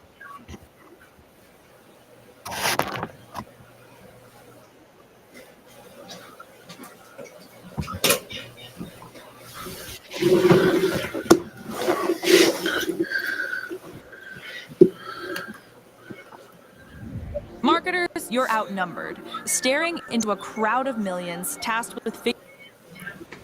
Good. Good to see you all. I want to start today by addressing the U.S. Army soldiers who went missing while conducting a mission to repair and tow an immobilized tactical vehicle in Lithuania in the early hours of March 25th. Tragically, 3 soldiers were found deceased in Lithuania yesterday, and it pains me to confirm that today the 4th soldier was also found deceased. The President, the Secretary of Defense, and the entire White House are praying for the victims' friends and family during this unimaginable time. This is another stark reminder of the selfless sacrifice of our brave military men and women who risk their lives around the world every day to keep us safe. God bless them. On another note, at our southern border, there is more massive news. Southwest border crossings in March fell to the lowest level in American history, down 94% from March of last year under President Biden, when 137,000 illegal aliens poured across our wide-open southern border. Thanks to President Trump's leadership, Border Patrol agents are now back to doing the jobs they signed up for, securing the border, rather than serving as travel agents for illegal aliens. The Los Angeles Times captured the Trump effect on the border with a recent article. Their headline read, "California-Mexico border, once overwhelmed, is now nearly empty." With so few migrants coming into the U.S., they wrote, "Shelters that once served migrants have completely closed." Yes. Deportations of illegal aliens who threaten the safety of the American people are also continuing at a rapid pace. Over the weekend, the United States military transferred a group of 17 violent criminals from the Tren de Aragua and MS-13 terrorist organizations to El Salvador. And an illegal alien who was released by the Biden administration into our country was just arrested in Georgia and charged with the horrific killing of Camelia Williams, a mother of 5 and grandmother. The suspect has now been indicted on charges of malice murder, felony murder, aggravated assault, rape, aggravated sexual battery, and necrophilia, which, for those who don't know, necrophilia is a sexual obsession with a corpse. This suspect was ordered to be removed in July 2023, but the Biden administration allowed him to stay. This case represents the ruthless murderers, rapists, and pedophiles who Joe Biden and Democrats let into our country over the past 4 years through our southern border. They should have never been here in the first place. Yeah. Keep this in mind the next time you see Democrats protesting future illegal alien removals from our country. President Trump is focused on fulfilling his greatest obligation, to keep the American people safe from violent invaders. Looking ahead to tomorrow, April 2nd, 2025, will go down as one of the most important days in modern American history. Our country has been one of the most open economies in the world, and we have the consumer base hands down, the best consumer base. But too many foreign countries have their markets closed to our exports. This is fundamentally unfair. The lack of reciprocity contributes to our large and persistent annual trade deficit that's gutted our industries and hollowed out key workforces. But those days of America, beginning tomorrow, being ripped off are over. American workers and businesses will be put first under President Trump, just as he promised on the campaign trail. The president's historic action tomorrow will improve American competitiveness in every area of industry, reduce our massive trade deficits, and ultimately protect our economic and national security. President Trump's economic vision is rooted in common sense. America will offer companies the lowest taxes, energy costs, regulations, if they make their products right here in the United States and hire American workers for the job. It's simple. If you make your product in America, you will pay no tariffs. We have already seen a number of the largest companies in the world respond to this economic approach. For example, Project Stargate, led by Japan-based SoftBank and US-based OpenAI and Oracle, announced a $500 billion private investment in the United States-based artificial intelligence infrastructure. Apple announced a $500 billion investment in U.S. manufacturing and training. NVIDIA announced it will invest hundreds of billions of dollars over the next 4 years in U.S.-based manufacturing. And the Taiwan semiconductor manufacturing company TSMC announced a $100 billion investment in U.S.-based chips and manufacturing. These are just a few of the investment announcements that have already been made, and it is clear that President Trump's America First approach is already working. In our new media seat today is Mark Halperin, the co-founder and editor-in-chief of Two Way, a new live video platform that builds communities around interactive conversations with leaders and content creators from every subject area. Mark and his colleagues welcome all voices into discussions that are spirited but respectful. They have over 37.5 million video views, over 3.6 million watch time hours since the platform began just last year. This is new media in its truest sense, allowing the people to ask questions, make comments, and be an active part of engagement on the most important issues facing the country and our world. With that, Mark, please kick us off and welcome to the briefing room. Thank you, Caroline. Appreciate it. I'll ask you a question about tariffs and then one from one members of our community about education. It's perceived by some that companies or countries, if they change their policies either before tomorrow or after tomorrow, can have the president alter what he's planning for that country or that sector. Is that a possibility? And if so, what factors the president consider in making those changes? Well, the ultimate change for these companies in these countries, Mark, will happen when they decide to do business in the United States of America. And as I just laid out, they will face no tariffs at all if these companies choose to invest here in the United States and to move their production and their manufacturing here to the United States as well. As for tomorrow, the president will be addressing the decades of unfair trade practices that have ripped our country off and American workers off. It has hollowed out our middle class. It has destroyed our heartland, and the president is focused on reshifting our global economy to ensure that America is once again the manufacturing superpower of the world. So if they do something today or later in the week that's a pledge for future activity, would that be good enough potentially to alter the policy? Again, the president has been looking at the very unfair trade practices of the past. Certainly, the president is always up to take a phone call, always up for a good negotiation, but he is very much focused on fixing the wrongs of the past and showing that American workers have a fair shake. So if someone calls after tomorrow and says, hey, I'm ready to make a change, he'd be open to that? The president is always open to taking calls. Okay. A question from one of our community members, Katie Reeves, is a school teacher in Wisconsin. She's taught K through 8 in public, independent, private, and private schools. And here's what she wanted me to ask you. She says, I see the elimination of the Department of Education as an excellent first step in the improvement of our school system. Do you see any further role the federal government can take beyond this, possibly in promoting the expansion of voucher programs or reducing the influence the teachers' unions hold over our schools? Well, first of all, I want to thank Katie for her service to our country and our nation's children. Being a teacher is the most noble profession that we believe one can have. And the president said in his remarks when he signed the executive order to dismantle the Department of Education that he loves our teachers. And in part, this order is to empower our teachers to have greater decision making in the classroom. Nobody knows our nation's children and our students better than our teachers who are with them every single day. As for the federal government's role, to get to the heart of Katie's question, the president has made it clear to Linda McMahon that we need to find other places within our federal government for critical programs regarding education. Pell Grants, Title IX, lawsuits, etc., civil rights lawsuits, all of that are critical functions, special needs programs, nutrition programs, but there are other places throughout the federal bureaucracy where those things can happen and work. The Department of Education has been a very bloated bureaucracy. We spent trillions of dollars on this department, and for what? Our children are worse off as far as education goes today than they were when this department originated, and that's very concerning to the president. So, the two issues she cited are those priorities for the president: school education choice, vouchers, and diminishing the role of teachers' unions. The president is very supportive of both of those things, particularly when it comes to school choice. He has said that school choice is the civil rights issue of our time, and he wants every child, regardless of zip code, socioeconomic status, how much money their parents have, to be able to go to the school of their choosing that best suits their educational needs. And he is going to empower state and local leaders to make those decisions on behalf of our nation's children. Thanks for being here, Mark. Jeff.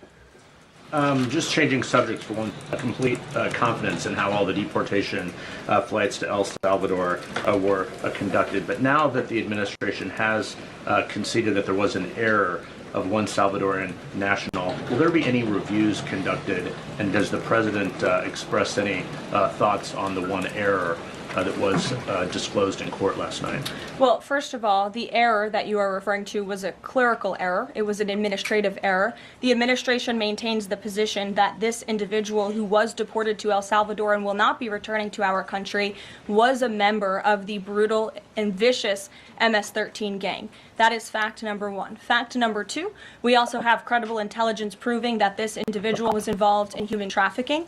And fact number three, this individual was a member, actually a leader of the brutal MS-13 gang, which this president has designated as a foreign terrorist organization. Fact number four is that foreign terrorists do not have legal protections in the United States of America anymore. And it is within the president's executive authority and power to deport these heinous individuals from American communities. It is a promise he campaigned on. It is a promise he is keeping. And every single person in this room should be grateful for that, considering especially MS-13 is very prevalent and prominent here in the District of Columbia, in Maryland, and in Virginia. And the president, the attorney general, everyone who has been involved in these operations is focused on eradicating these criminals and terrorists from our communities. The vice president said he was a convicted member of MS-13. What evidence is there to back that up? There's a lot of evidence, and the Department of Homeland Security and ICE have that evidence, and I saw it this morning. Steve. Has the president fully made up his mind on the level of tariffs to impose tomorrow? We keep hearing about a 20% flat rate. The president said last night he has made a decision and a determination. I was with him in the Oval Office earlier, and he is going to announce that decision tomorrow. I don't want to get ahead of the president. This is obviously a very big day. He's with his trade and tariff team right now, perfecting it to make sure this is a perfect deal for the American people and the American worker, and you will all find out in about 24 hours from now. And are the car tariffs going to go into effect on April 3rd as scheduled? Correct. Yes, they will. Okay. And last thing, would you like to respond to the Chinese military drills around Taiwan? Yes, I would. As a matter of fact, the National Security Council briefed me on this morning, and they said that the president is emphasizing the importance of maintaining peace in the Taiwan Strait, encouraging the peaceful resolution of these cross-strait issues, reiterating our opposition to any unilateral attempts to change the status quo by force or coercion. That is directly from the National Security Advisor. Just for you, Steve Holland of Reuters. Monica. Thank you so much, Caroline. Elon Musk this week revealed that Doge found that the Biden administration issued over 2 million Social Security numbers to illegal aliens, found 20 million dead people marked as alive in the Social Security system. Has the White House confirmed these numbers with Elon, and is the White House looking into correcting this? I'm not sure about those specific numbers that Mr. Musk cited. I can tell you what the Social Security Administration has said themselves, according to an Inspector General's report that was conducted last year, showing there was nearly $80 billion worth of fraud in this program.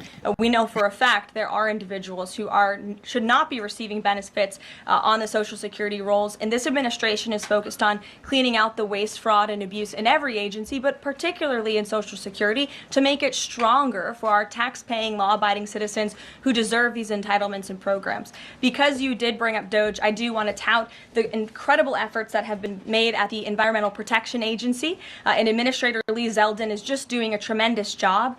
Just yesterday and today it will be going into effect. He announced that taxpayers will be saved $8 million in annual lease costs by moving staff out of the 323,000 square feet of space that the EPA currently occupies, which is completely unnecessary. Yesterday, Administrator Zeldin also announced he will be shutting down a museum that the Biden administration built to tell a selective story about the EPA's history and climate change. It was a real pat on the back to President Biden. And guess how much American taxpayers paid for it? $4 million for this museum that I think only 1,000 visitors saw last year alone. And it will cost American taxpayers $600,000 per year to operate this museum. Well, it's not going to exist anymore. We're going to save taxpayers those critical funds. And Administrator Zeldin is very proud to announce that. And just at EPA alone, and the cuts that they have made, they've saved taxpayers more than $22 billion in wasteful grants and spending. Peter. Thank you, Caroline. When the president goes down to Florida on the weekends, does he ever hear from, there are so many retired folks down in Florida, does he ever hear from any retired Americans who are stressed about these wild swings in the stock market because of the tariff uncertainty? And they're sitting there on fixed income or living off a 401k, and they don't know how much money's going to be left. Well, certainly they are legitimate concerns, and the president takes those concerns very seriously, and he's addressing them every single day. And tomorrow's announcement is to protect future generations of the senior citizens you mentioned. It's for their kids and their grandkids to ensure that there are jobs here in the United States of America for their children to live the American dream, just like they presumably did. And as for their worries about their 401ks, their Social Security, I just addressed Social Security. This president is always going to protect it for our tax-paying senior citizens. As for their 401ks, look at what President Trump did for you in his first term. He is working on implementing that economic formula every single day by lowering inflation, lowering energy prices, massive deregulatory efforts, while simultaneously effectively implementing tariffs. And they'll hear more about that announcement tomorrow. And you said that the president right now is with the trade and tariff team. They are very confident that this is all going to work. But what if they're wrong? They're not going to be wrong. It is going to work. And the president has a brilliant team of advisors who have been studying these issues for decades. We are focused on restoring the golden age of America and making America a manufacturing superpower. And again, Peter, I would point you to the investments that have already trickled into this country. And the president hasn't even made his tariff announcement yet tomorrow. There have been billions of dollars in private investments from around the world pouring into American communities. What does that look like for those watching at home, for the people you mentioned worried about their own economic circumstances? It means more jobs in your communities, which means more money, more investments, more money in your pocket. That's what the president is committed to. And I would be remiss if I didn't mention the president's commitment to tax cuts, which we are counting on Congress to do, especially on Social Security. And one more. Sure. Are the special elections today a referendum on the president? I think first of all, as you know, I'm a government employee now, so I'm not very much allowed to comment on elections that are taking place. That's something to get used to, having just been on the campaign trail for quite some time. But the president is the leader of the America First movement and the MAGA movement. And that was made very clear on November the 5th when he received nearly 80 million votes. I could also say that it is the constitutional right of every law-abiding American in these places where these elections are being held to vote, and every American should exercise their constitutional rights. Sure. Thanks, Caroline. A few questions about this deportation case. First, I wanted to clarify something that you said to Jeff a few minutes ago. You said you'd seen evidence that this man was a convicted gang member. In what court was he convicted, and for what? This individual was an MS-13 ringleader. This individual was also engaged in human trafficking. And I'm glad you brought up this point again, because I would like to point out that if you just saw the headline from the insane failing Atlantic magazine this morning, you would think this individual was Father of the Year, living in Maryland, living a peaceful life, when that couldn't be further from the truth. They didn't even mention in the title of that article, or even in the first paragraph, that this individual is an illegal criminal who broke our nation's immigration laws. He is a leader in the brutal MS-13 gang, and he is involved in human trafficking, and now MS-13 is a designated foreign terrorist organization. Foreign terrorists have no legal protections in the United States of America, and this administration is going to continue to deport foreign terrorists and illegal criminals from our nation's interior. But a judge ordered that he should remain in this country. So are you saying that it is okay to ignore a judge's ruling if you don't like it? Who does that judge work for? He's an immigration It was an judge. immigration judge who works for the Department of Justice at the direction of the Attorney General of the United States, whose name is Pam Bondi, who has committed to eradicating MS-13 from our nation's interior. And let me tell you why we've made this commitment. MS-13, may I remind each and every one of you, is a brutal and vicious gang. They raped and strangled a 20-year-old autistic woman to death in Maryland. They hacked 4 people to death with machetes in a park on Long Island. They have kidnapped, sexually tortured, and shot a teenage girl in Texas after she insulted them, allegedly. Killed and mutilated a 17-year-old girl in Virginia, stabbing him 16 times and cutting off his hands. They beheaded and cut out the heart of a man in Washington, D.C., They raped and murdered a 13-year-old girl in California. They sex trafficked a slew of young girls, including one who was just 12 years old. Raped an 11-year-old girl in Brooklyn while her brother was in the room. Sex trafficked a 13-year-old in Maryland and Virginia, miles away from this White House, even beating her 26 times on her backside with a baseball bat. Pressured homeless New Yorkers to undergo unnecessary surgeries such as spinal fusion in order to bolster their fraudulent lawsuits. These are vicious criminals. This is a vicious gang. And I wish that the media would spend just a second of the same time you have spent trying to litigate each and every individual of this gang who has been deported from our country as the innocent Americans whose lives have been lost at the hands of these brutal criminals. We maintain our position, and very strongly so. Jennifer. One more on the tariffs. Can you say what the latest thinking is on the start date? I know you were just in the Oval. Are they all going to take effect this week on the reciprocal tariffs? And whenever they start, is that enough time for companies and everyone involved to adjust to that start date? My understanding is that the tariff announcement will come tomorrow. They will be effective immediately. And the president has been teasing this for quite some time, as you know. He's talked a lot about April 2nd as Liberation Day in America. It would be taking place today if not for April Fool's Day. But tomorrow will be the day, and he's been talking about it for a while. And as a result, you've seen these companies make commitments to investing right here in the United States. Jasmine. Thank you so much. I wonder, back on tariffs, if any market indicators is the White House tariffs plan is successful down the line? Well, look, the president has been asked and answered this question about the stock market and whether he's watching it. And I've said, and he has said, the market is a snapshot in time. Yesterday, Dow futures were up. And there's been a lot of talk about the market, and it was up yesterday. So, look, the president wants to ensure that all Americans make out well, particularly Main Street. That's the focus of these tariffs. But as I've said repeatedly, just like they were in his first term, Wall Street will be just fine. Shelby. Thanks. A bipartisan pair of senators sent a letter to the president today arguing that the recent strikes in Yemen are emboldening the Houthis and saying that Congress has not authorized war against them. Is the administration planning to consult with Congress at some point or going forward regarding the strikes, and any response on the letter? Well, I would absolutely reject Congress's claims. Who made those claims in Congress? Senator Jeff Merkley and Rand Paul. Okay, well, I would absolutely reject those claims. These Houthi strikes have been incredibly successful. Last time I was at this podium, there were more than 100 successful strikes. There have now been over 200 successful strikes against the Houthis. Iran is incredibly weakened as a result of these attacks, and we have seen they've taken out Houthi leaders. They've taken out critical members who were launching strikes on naval ships and on commercial vessels, and this operation will not stop until the freedom of navigation in this region is restored, which is a critical principle, and this president stands behind our Defense Department, who's doing a tremendous job. And are they Is the White House going to confer with Congress going forward on this? I would have to ask our team here at the White House, but the president is well within his authority, as is the Secretary of Defense. Again, these are defensive strikes. The Houthis have been launching attacks on U.S. naval vessels and commercial ships for quite some time. Go ahead.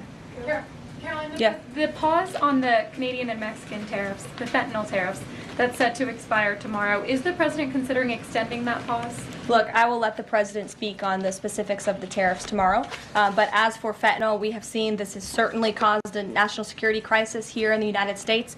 Fentanyl continues to be the #1 killer of young people in this country, and the president is very much focused on that. Deanna. Thank you, Caroline. The president recently signed an executive order on making D.C. safe and beautiful. On the campaign trail, he talked about making New York great again. Does he have any plans on establishing a similar task force? Has he been pressuring Governor Hochul in any way in his conversations about New York and lowering crime?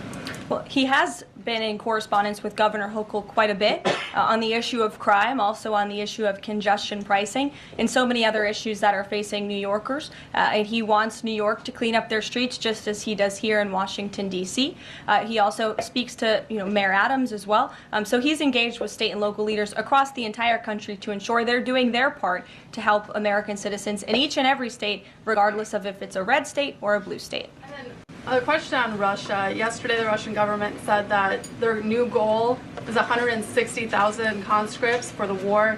Has the president seen that number? And does he have any response given his recent conversations on peace talks? Well, I can tell you what the president said last night, and that is he is frustrated with leaders on both sides of this war. He wants this war to end. There are men that are dying on both sides, and it's been going on for far too long. Our team continues to be engaged with the Russians as we are with the Ukrainians, and the president continues to be very, very much engaged on this topic every single day.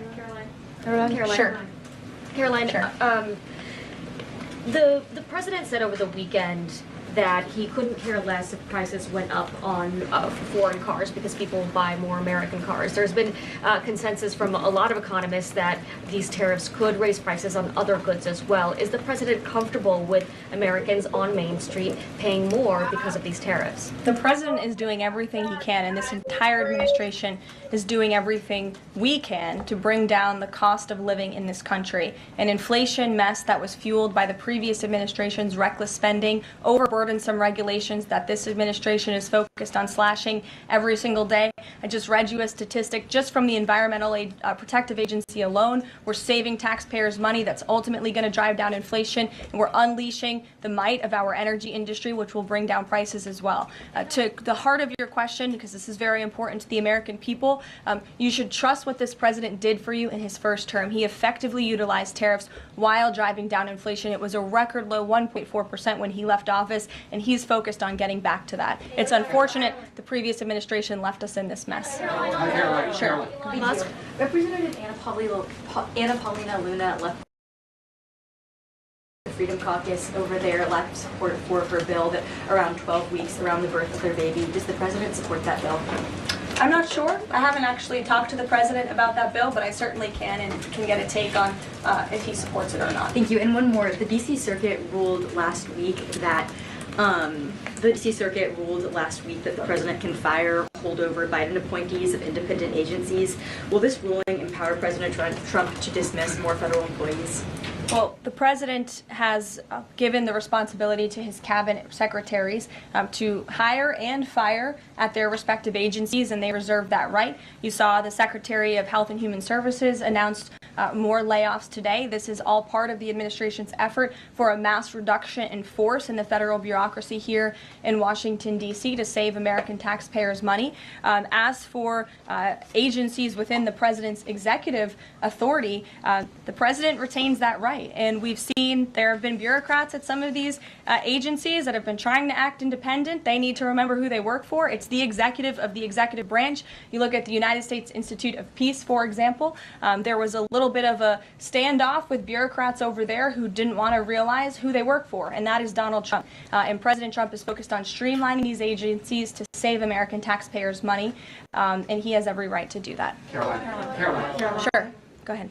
Thanks, Caroline. Yeah. In Gaza, the bodies of 15 rescuers have been found in their sort of ambulances where they were apparently killed by Israeli forces. Just wondering if the White House is going to be calling on Israel to investigate that and to try and avoid similar casualties involving rescue workers in the future. Well, as for the specific situation you just mentioned, I'll talk to the president about it and our national security team. What I can tell you is what I've spoken with the president on. He very much remains committed to backing Israel, and it was only because of this president and his team's leadership that we had a temporary ceasefire in Gaza, that we were able to bring many hostages home. And the president made it very clear to Hamas, you get the hostages out, all of them, or there will be hell to pay. And Hamas is certainly witnessing what it feels like for all hell to be paid, and the president supports Israel's right to defend itself. Any progress at all on a ceasefire at the moment, as far as the president's concerned? The president and his team continue to be engaged on this every single day. Sure. Go ahead, So I'm just wondering, related to that, if you have an approximate date for the president's first foreign trip. I think there was a little confusion yesterday about what month he was talking about. And then will he need a ceasefire to be in place or closer, either in Gaza or in Ukraine, before that takes place? The president will be heading to Saudi Arabia in May. As for specific dates and details, we will be reading those out to you as soon as we possibly can. I know our teams are working on the details of that trip. And then again, as for a ceasefire, the president's made it clear that's what he wants to see in Russia and Ukraine, and his team continues to be engaged on it every day. And Kelly. Signal, you said case closed yesterday. Do you, as that case was closed, do you have anything that you can share about what was learned, how this can be avoided in the future, any sort of findings from that investigation? The case is closed, and the president continues to have confidence in his national security advisor. Yes, Kelly. Kelly. Thanks, Caroline. So the Sorry, president Ed. has said. Ed, I'll come to you after. The president has I'm said. glad you're so eager to ask a question. It's Liberation Day. Yes, it is. Caroline, the president has said foreign Tomorrow. countries and companies will eat the cost of tariffs. In his speech on Inauguration Day, he said, quote, instead of taxing our citizens to enrich other countries, we will tariff and tax foreign countries to enrich our citizens. Right. So then why did he have to tell the domestic automakers not to raise prices? Well, that was a private conversation that was had. I'm not sure if that comment was made or was not made. But as for what the president said in his Inauguration Day speech, he's absolutely correct. A tariff will be a tax on these foreign nations, these foreign companies, and if they want to be absolved of that tariff, then they can come here to the United States of America to do business, bring their jobs here. Edward, go ahead. Thank you. So Canadians have been negotiating with the Commerce Secretary over the trade, the tariffs. How many companies are mutually talking with the U.S. or countries are mutually talking with the U.S. to lower tariffs? I don't have a specific number, but I can tell you there have been quite a few countries that have called the president and have called his team in discussion about these tariffs. But again, there's one country the president cares most about, and it's the United States of America, and doing what's best for the people who elected him to this office to restore their jobs, their wealth, and their prosperity. I'm looking at the clock. I have a hard out today. I have a hard out today because I'm actually heading over to the State Department with the First Lady of the United States. She will be delivering remarks at 1 o'clock this afternoon at the 19th International Women of Courage Award ceremony with our great Secretary of State Marco Rubio. That starts at 1. This is the 5th year Mrs. Trump is participating and standing with brave women leaders who embody American values abroad. And the First Lady in her remarks today will highlight the profound connection between the love and courage that will be shown by this year's honorees. I encourage everybody to tune in at 1 o'clock, and then we'll see you all tomorrow for Liberation Day. Thanks, guys. Thanks, Caroline. Thanks, Caroline.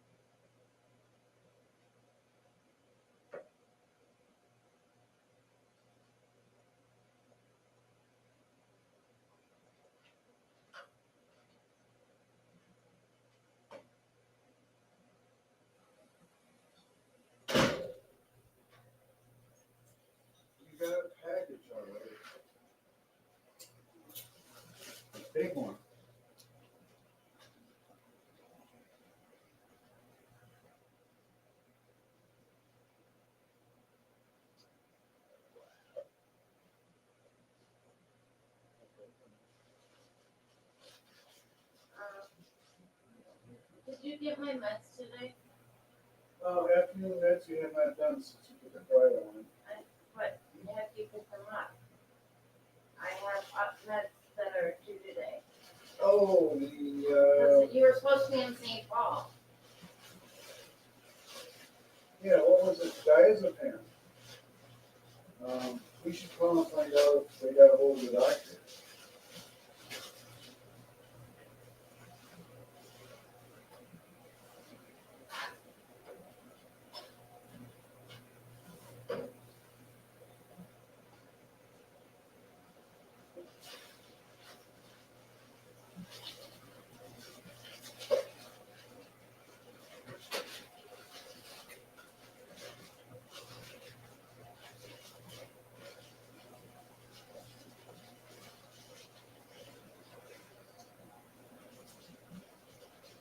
Oh, yes.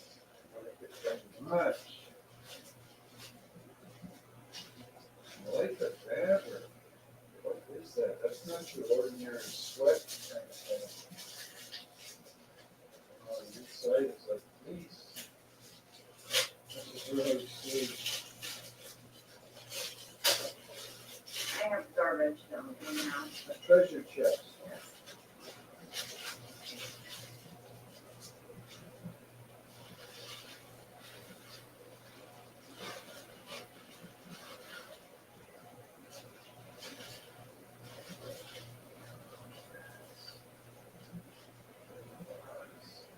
Really, I got a Christmas gift. In hair for some reason.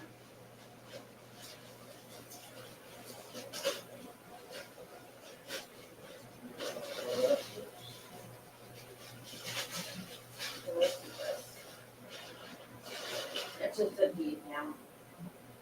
No. That's what it looks like to me. Let's scan a barcode and get something.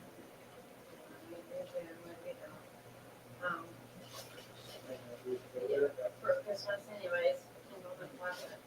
There you go.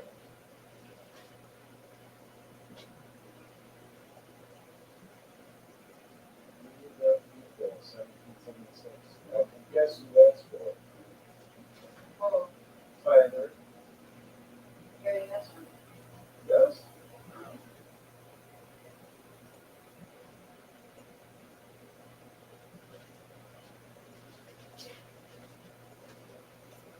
I don't remember ordering this though. Maybe it's one of those free stim things. No, this.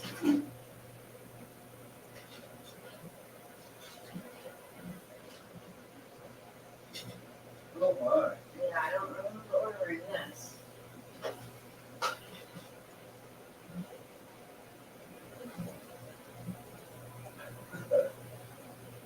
Is it some anything you would use? Not in this color. Not in this goodness. Alright, what do you put? Score things. In my bedroom. Be careful, it's plastic.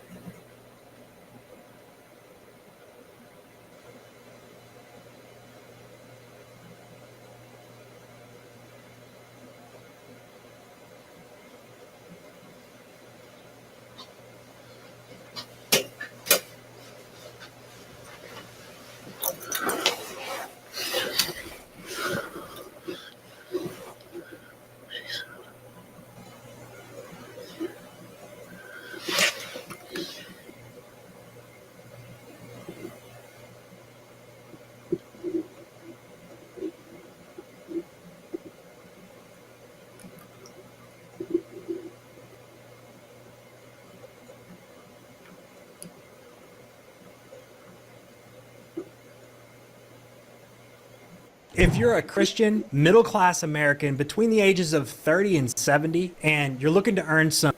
Committee will come to order. Our eager members of the Fourth Estate are welcome to clear away, thanking them for their presence. This morning, the committee meets to consider the nomination of retired Lieutenant General Dan Kane for the position of Chairman of the Joint Chiefs of Staff. General Kane has a tremendous responsibility before him. I believe President Trump has made an excellent choice in selecting him to meet the challenges. So I thank General Kane for his willingness to serve our country, especially in this hour of need. We live in the most dangerous national security moment since World War II.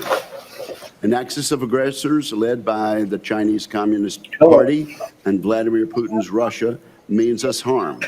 This axis does not want this century to be an American-led century or a freedom-led century. Our adversaries have started two wars against Ukraine and Israel. They threaten to open a third front against Taiwan. We must restore peace, and we can do that only through strength. Since his nomination was announced, some people have written that General Kane is unqualified. They point out that he has not served as a combatant commander, as a service chief, or as a vice chairman, roles which are contemplated in 10 U.S.C. 152. What I ate today. I would suggest these same people read or reread the Goldwater-Nichols Act of 1986. Those who read that law and then read General Kane's resume will see that the architects of that legislation would conclude that their reforms were successful. The driving force behind Goldwater-Nichols was to inspire and in some cases require jointness.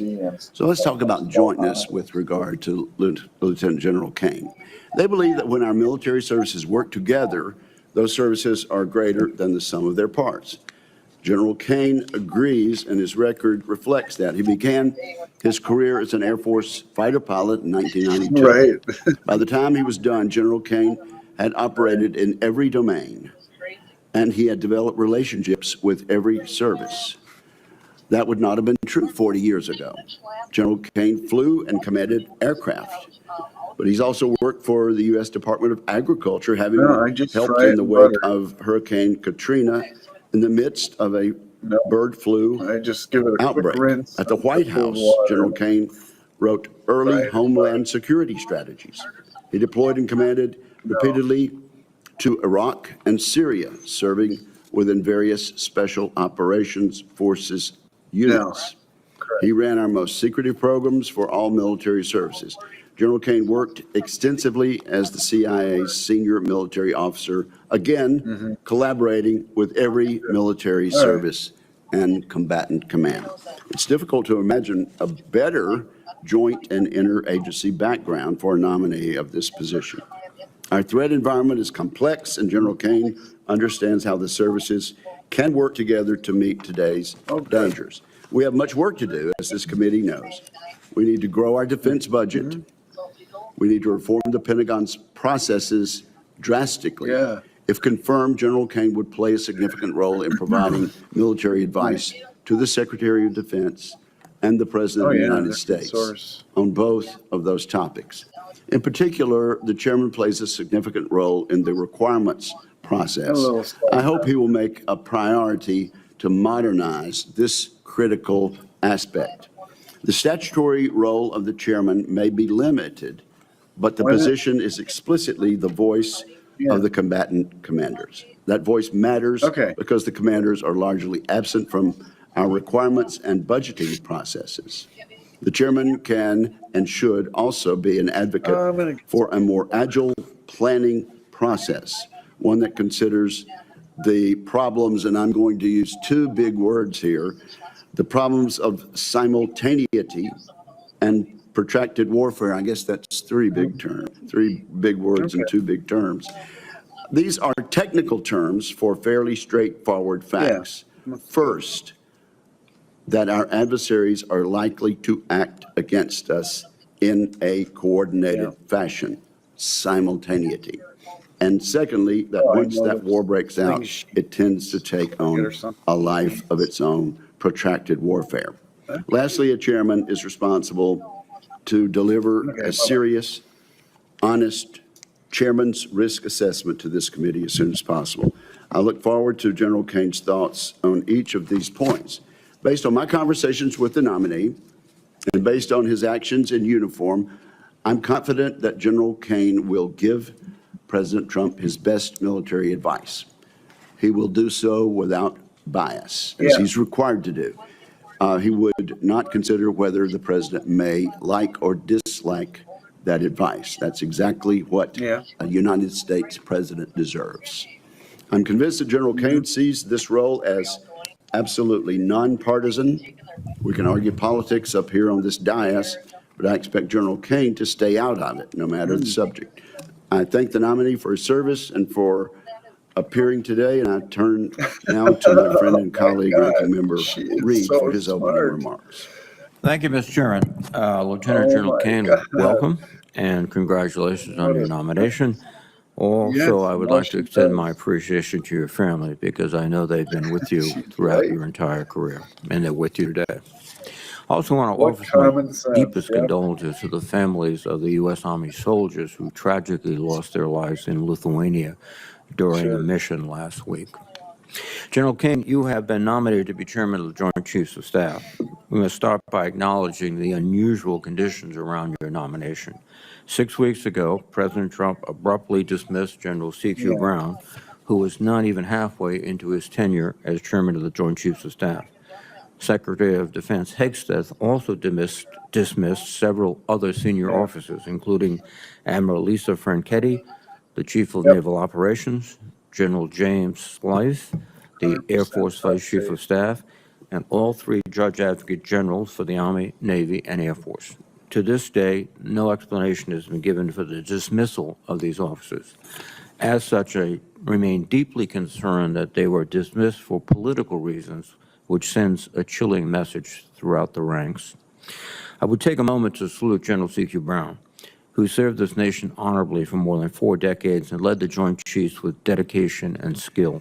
He and each of the officers who were dismissed had outstanding careers in the military and represented our nation with great courage, honor, and distinction. We all owe them a debt of gratitude for their service and sacrifice.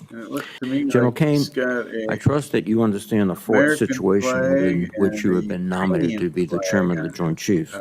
In this regard, your distinguished record of service is encouraging. As an F-16 pilot with thousands of flight hours and multiple combat deployments, you have served with distinction in the Air Force and the Air National Guard. You have also served in senior leadership roles at the Pentagon, the White House, and overseas, including in the special operations and intelligence communities. General, if confirmed, you will serve as the principal military advisor to the President, the National Security Council, the Secretary of Defense, and Congress. You will be expected to be an effective strategist, advisor, and manager, and your counsel will be relied upon as we confront the multitude of national security issues before us. Indeed, we face significant challenges. China clearly remains our primary competitor as the only nation with both the intent and capability to challenge the interests of the United States and our allies and partners. At the same time, Russia remains a violent, destabilizing force, and nations like Iran and North Korea continue to push the boundaries of military brinksmanship. To succeed in this environment, the U.S. military must better develop its joint capabilities across all domains, including space, cyber, and information. Moreover, we must not lose the combined strength of our allies, nor can we abandon the soft power of our diplomatic and humanitarian efforts. To retreat to Fortress America will encourage our adversaries to exert their influence throughout the world. General Kane, I'm interested to know how you would ensure our military remains the world's premier fighting force. If confirmed, you will be responsible for identifying new joint capabilities and performing your testimony. Thank you, Mr. Chairman. Thank you. Thank you, Senator Reed. General Kane, we will now hear your testimony. You're recognized. Well, thank you, Senator. Chairman Wicker, Ranking Member Reed, members of this committee. My name is Dan Kane, and I am honored and humbled to sit before you today as the President's nominee to be the 22nd Chairman of the Joint Chiefs of Staff. I'd like to start by thanking the President and the Secretary for their trust and confidence in me, and if confirmed, allowing me to again serve our great nation. I'd also like to thank General C.Q. Brown and his wife Shireen and their family for their more than 40 years of selfless service to our nation. I'd like to thank the team that helped prepare me for this hearing today. And finally, I'd like to thank my family and friends who have given me so much. It is my family who has made my service possible, always at their own expense. They have given more than I have, and there are not words to express my thanks to each of them, especially my family in our nation's Midwest. I sit here before you, the proud son of an Air Force fighter pilot who flew F-4 Phantoms in Vietnam. My mom was a pediatric critical care nurse who worked nights so she could be home when my sister and I got up in the morning and when we got home in the afternoon. I learned about service from my parents and the other members of my family who served not because it was easy, but because it was the right thing to do. In our family, we serve. When asked, we always say yes. Senators, I acknowledge that I'm an unconventional nominee. These are unconventional times. It is 9:48 p.m. in Beijing, 6:48 p.m. in Tehran, 4:48 p.m. in Moscow, and 10:48 p.m. in Pyongyang. As we sit here now, our nation faces an unprecedented rising global risk. Our adversaries are advancing, global nuclear threats are on the rise, and deterrence is paramount. Our national defense requires urgent action and reform across the board. We must go faster. We must move with a sense of urgency. We can never forget that our number one job is to create peace through overwhelming strength, and if need be, fight and win our nation's wars. I realize for many Americans I'm an unknown leader, and it is with a heart full of gratitude that I've been given a truly unique set of experiences that I believe have prepared me to be the 22nd chairman. For the past 34 years, I've served in the active Title 10 force, in the Title 32 National Guard force, in the Title 50 force at the CIA. I've served in the interagency at the White House, and I've deployed in combat as a fighter pilot, a special operations officer, and a CIA officer. And I've been an entrepreneur and investor in the business sector while a citizen soldier in the National Guard. As a general officer, I've had the privilege of serving 3 presidents from both political parties, and most recently was the Associate Director for Military Affairs at the CIA, a job where I was charged to provide military advice to the Director of the CIA and globally integrate DoD and CIA activities across the world. Along the way, I've proudly served alongside some of America's most incredible warriors and civilian teammates and their families, and I've witnessed them do awe-inspiring things in the service of our nation, and to a person, they've poured more into me than I could ever have poured into them, especially our non-commissioned officer corps. And sadly, I've been there with them as they made the ultimate sacrifice on the fields of battle, and been with their families as we told them of their loved ones' service and sacrifice. I think of our fallen every single day.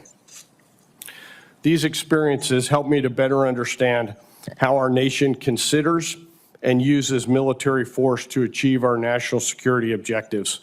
And they directly inform my views of the importance of carefully considering the use of that force and the risks associated with it beforehand, and always asking the important question, and then what, before we do. And if the decision is made to use military force, crushing our enemies and winning. I've also had the privilege of serving alongside incredible business leaders, starting and scaling companies as an entrepreneur, and along the way I learned what a different kind of grit looks like. Our American entrepreneurial spirit is a force multiplier, and my time as an entrepreneur has made me a better general officer and leader. and if confirmed, I'll bring more of that spirit into the joint force. Senators, I'm here today to earn your trust and the trust of the American people. If confirmed, I'll continue to work as I have for my entire 34 years in uniform, always focused on the mission and our incredible people.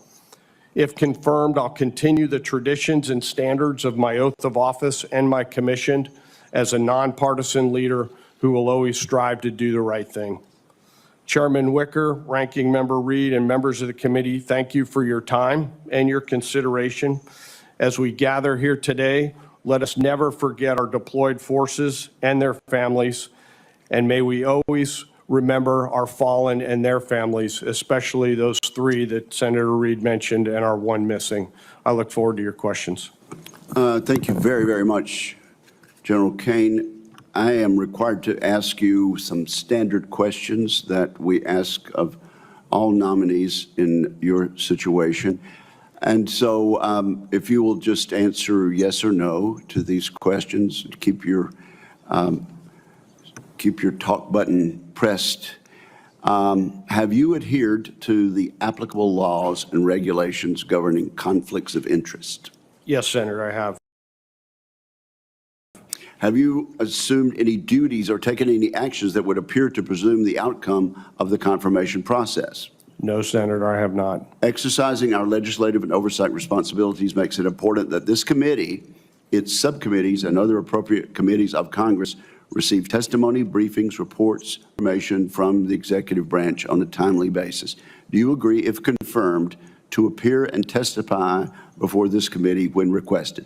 I do, Senator. Do you agree, when asked before this committee, to give your personal views, even if your views differ from the administration? I do, Senator. Do you agree to provide records, documents, and electronic communications in a timely manner when requested by this committee, its subcommittees, or other appropriate committees of Congress, and to consult with the requester regarding the basis for any good faith delay or denial in providing such records? I do, Senator. Will you ensure that your staff complies with deadlines established by this committee for the production of reports, records, and other information, including timely responding to hearing questions for the record? I will, Senator. And 2 more, General. Will you cooperate in providing witnesses and briefers in response to congressional requests? Yes, Senator, I will. Will those witnesses and briefers be protected from reprisal for their testimony or briefings? They will, Senator. Thank you very, very much. Now, let me just start out by asking about some hyperbole that may have been out there in the press. General Kane, did you wear a MAGA hat in front of the president? No, sir. Did you wear a MAGA hat at any time? No, sir. Okay, would you like to elaborate on that answer? Sir, for 34 years, I've upheld my oath of office and my commitment to my commission, and I have never worn any political merchandise. Okay, thank you for that answer. Now, previous chairmen of the Joint Chiefs of Staff have somewhat equivocated when asked about top-line spending issues. I think you know that about the proposals that will soon be before this Senate and this Congress. Is it, in your best military advice, based on your experience, is it your opinion that we need real growth in the defense budget to maintain deterrence against the very capital cities and interests that you mentioned in your testimony? Well, Senator, thank you for that question. We definitely must have a sense of urgency related to the budget.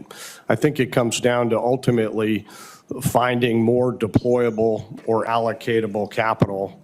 And there's really 3 ways to do that. We can find greater efficiencies in the budget through cost savings. We can reprogram from different programs, or we can get a higher top line. I think of it in terms of a business model where we get more revenue. So we've got to move quickly and figure out how we can get real purchasing growth over time. Okay. Well, let's talk about efficiency. In the special operations community, and with the CIA, you've worked with some of the most innovative and risk-taking parts of national security enterprise. You also mentioned your experience in the private sector, which I think can serve you well. Startup ventures in the private sector, is that right, General Yes, sir. Kane? And if confirmed, you will conduct oversight on the military's requirement processes. We hear constantly from our combatant commanders that it takes years for their military needs to be converted into requirements. Based on your experience, do you believe the requirements process needs to be fixed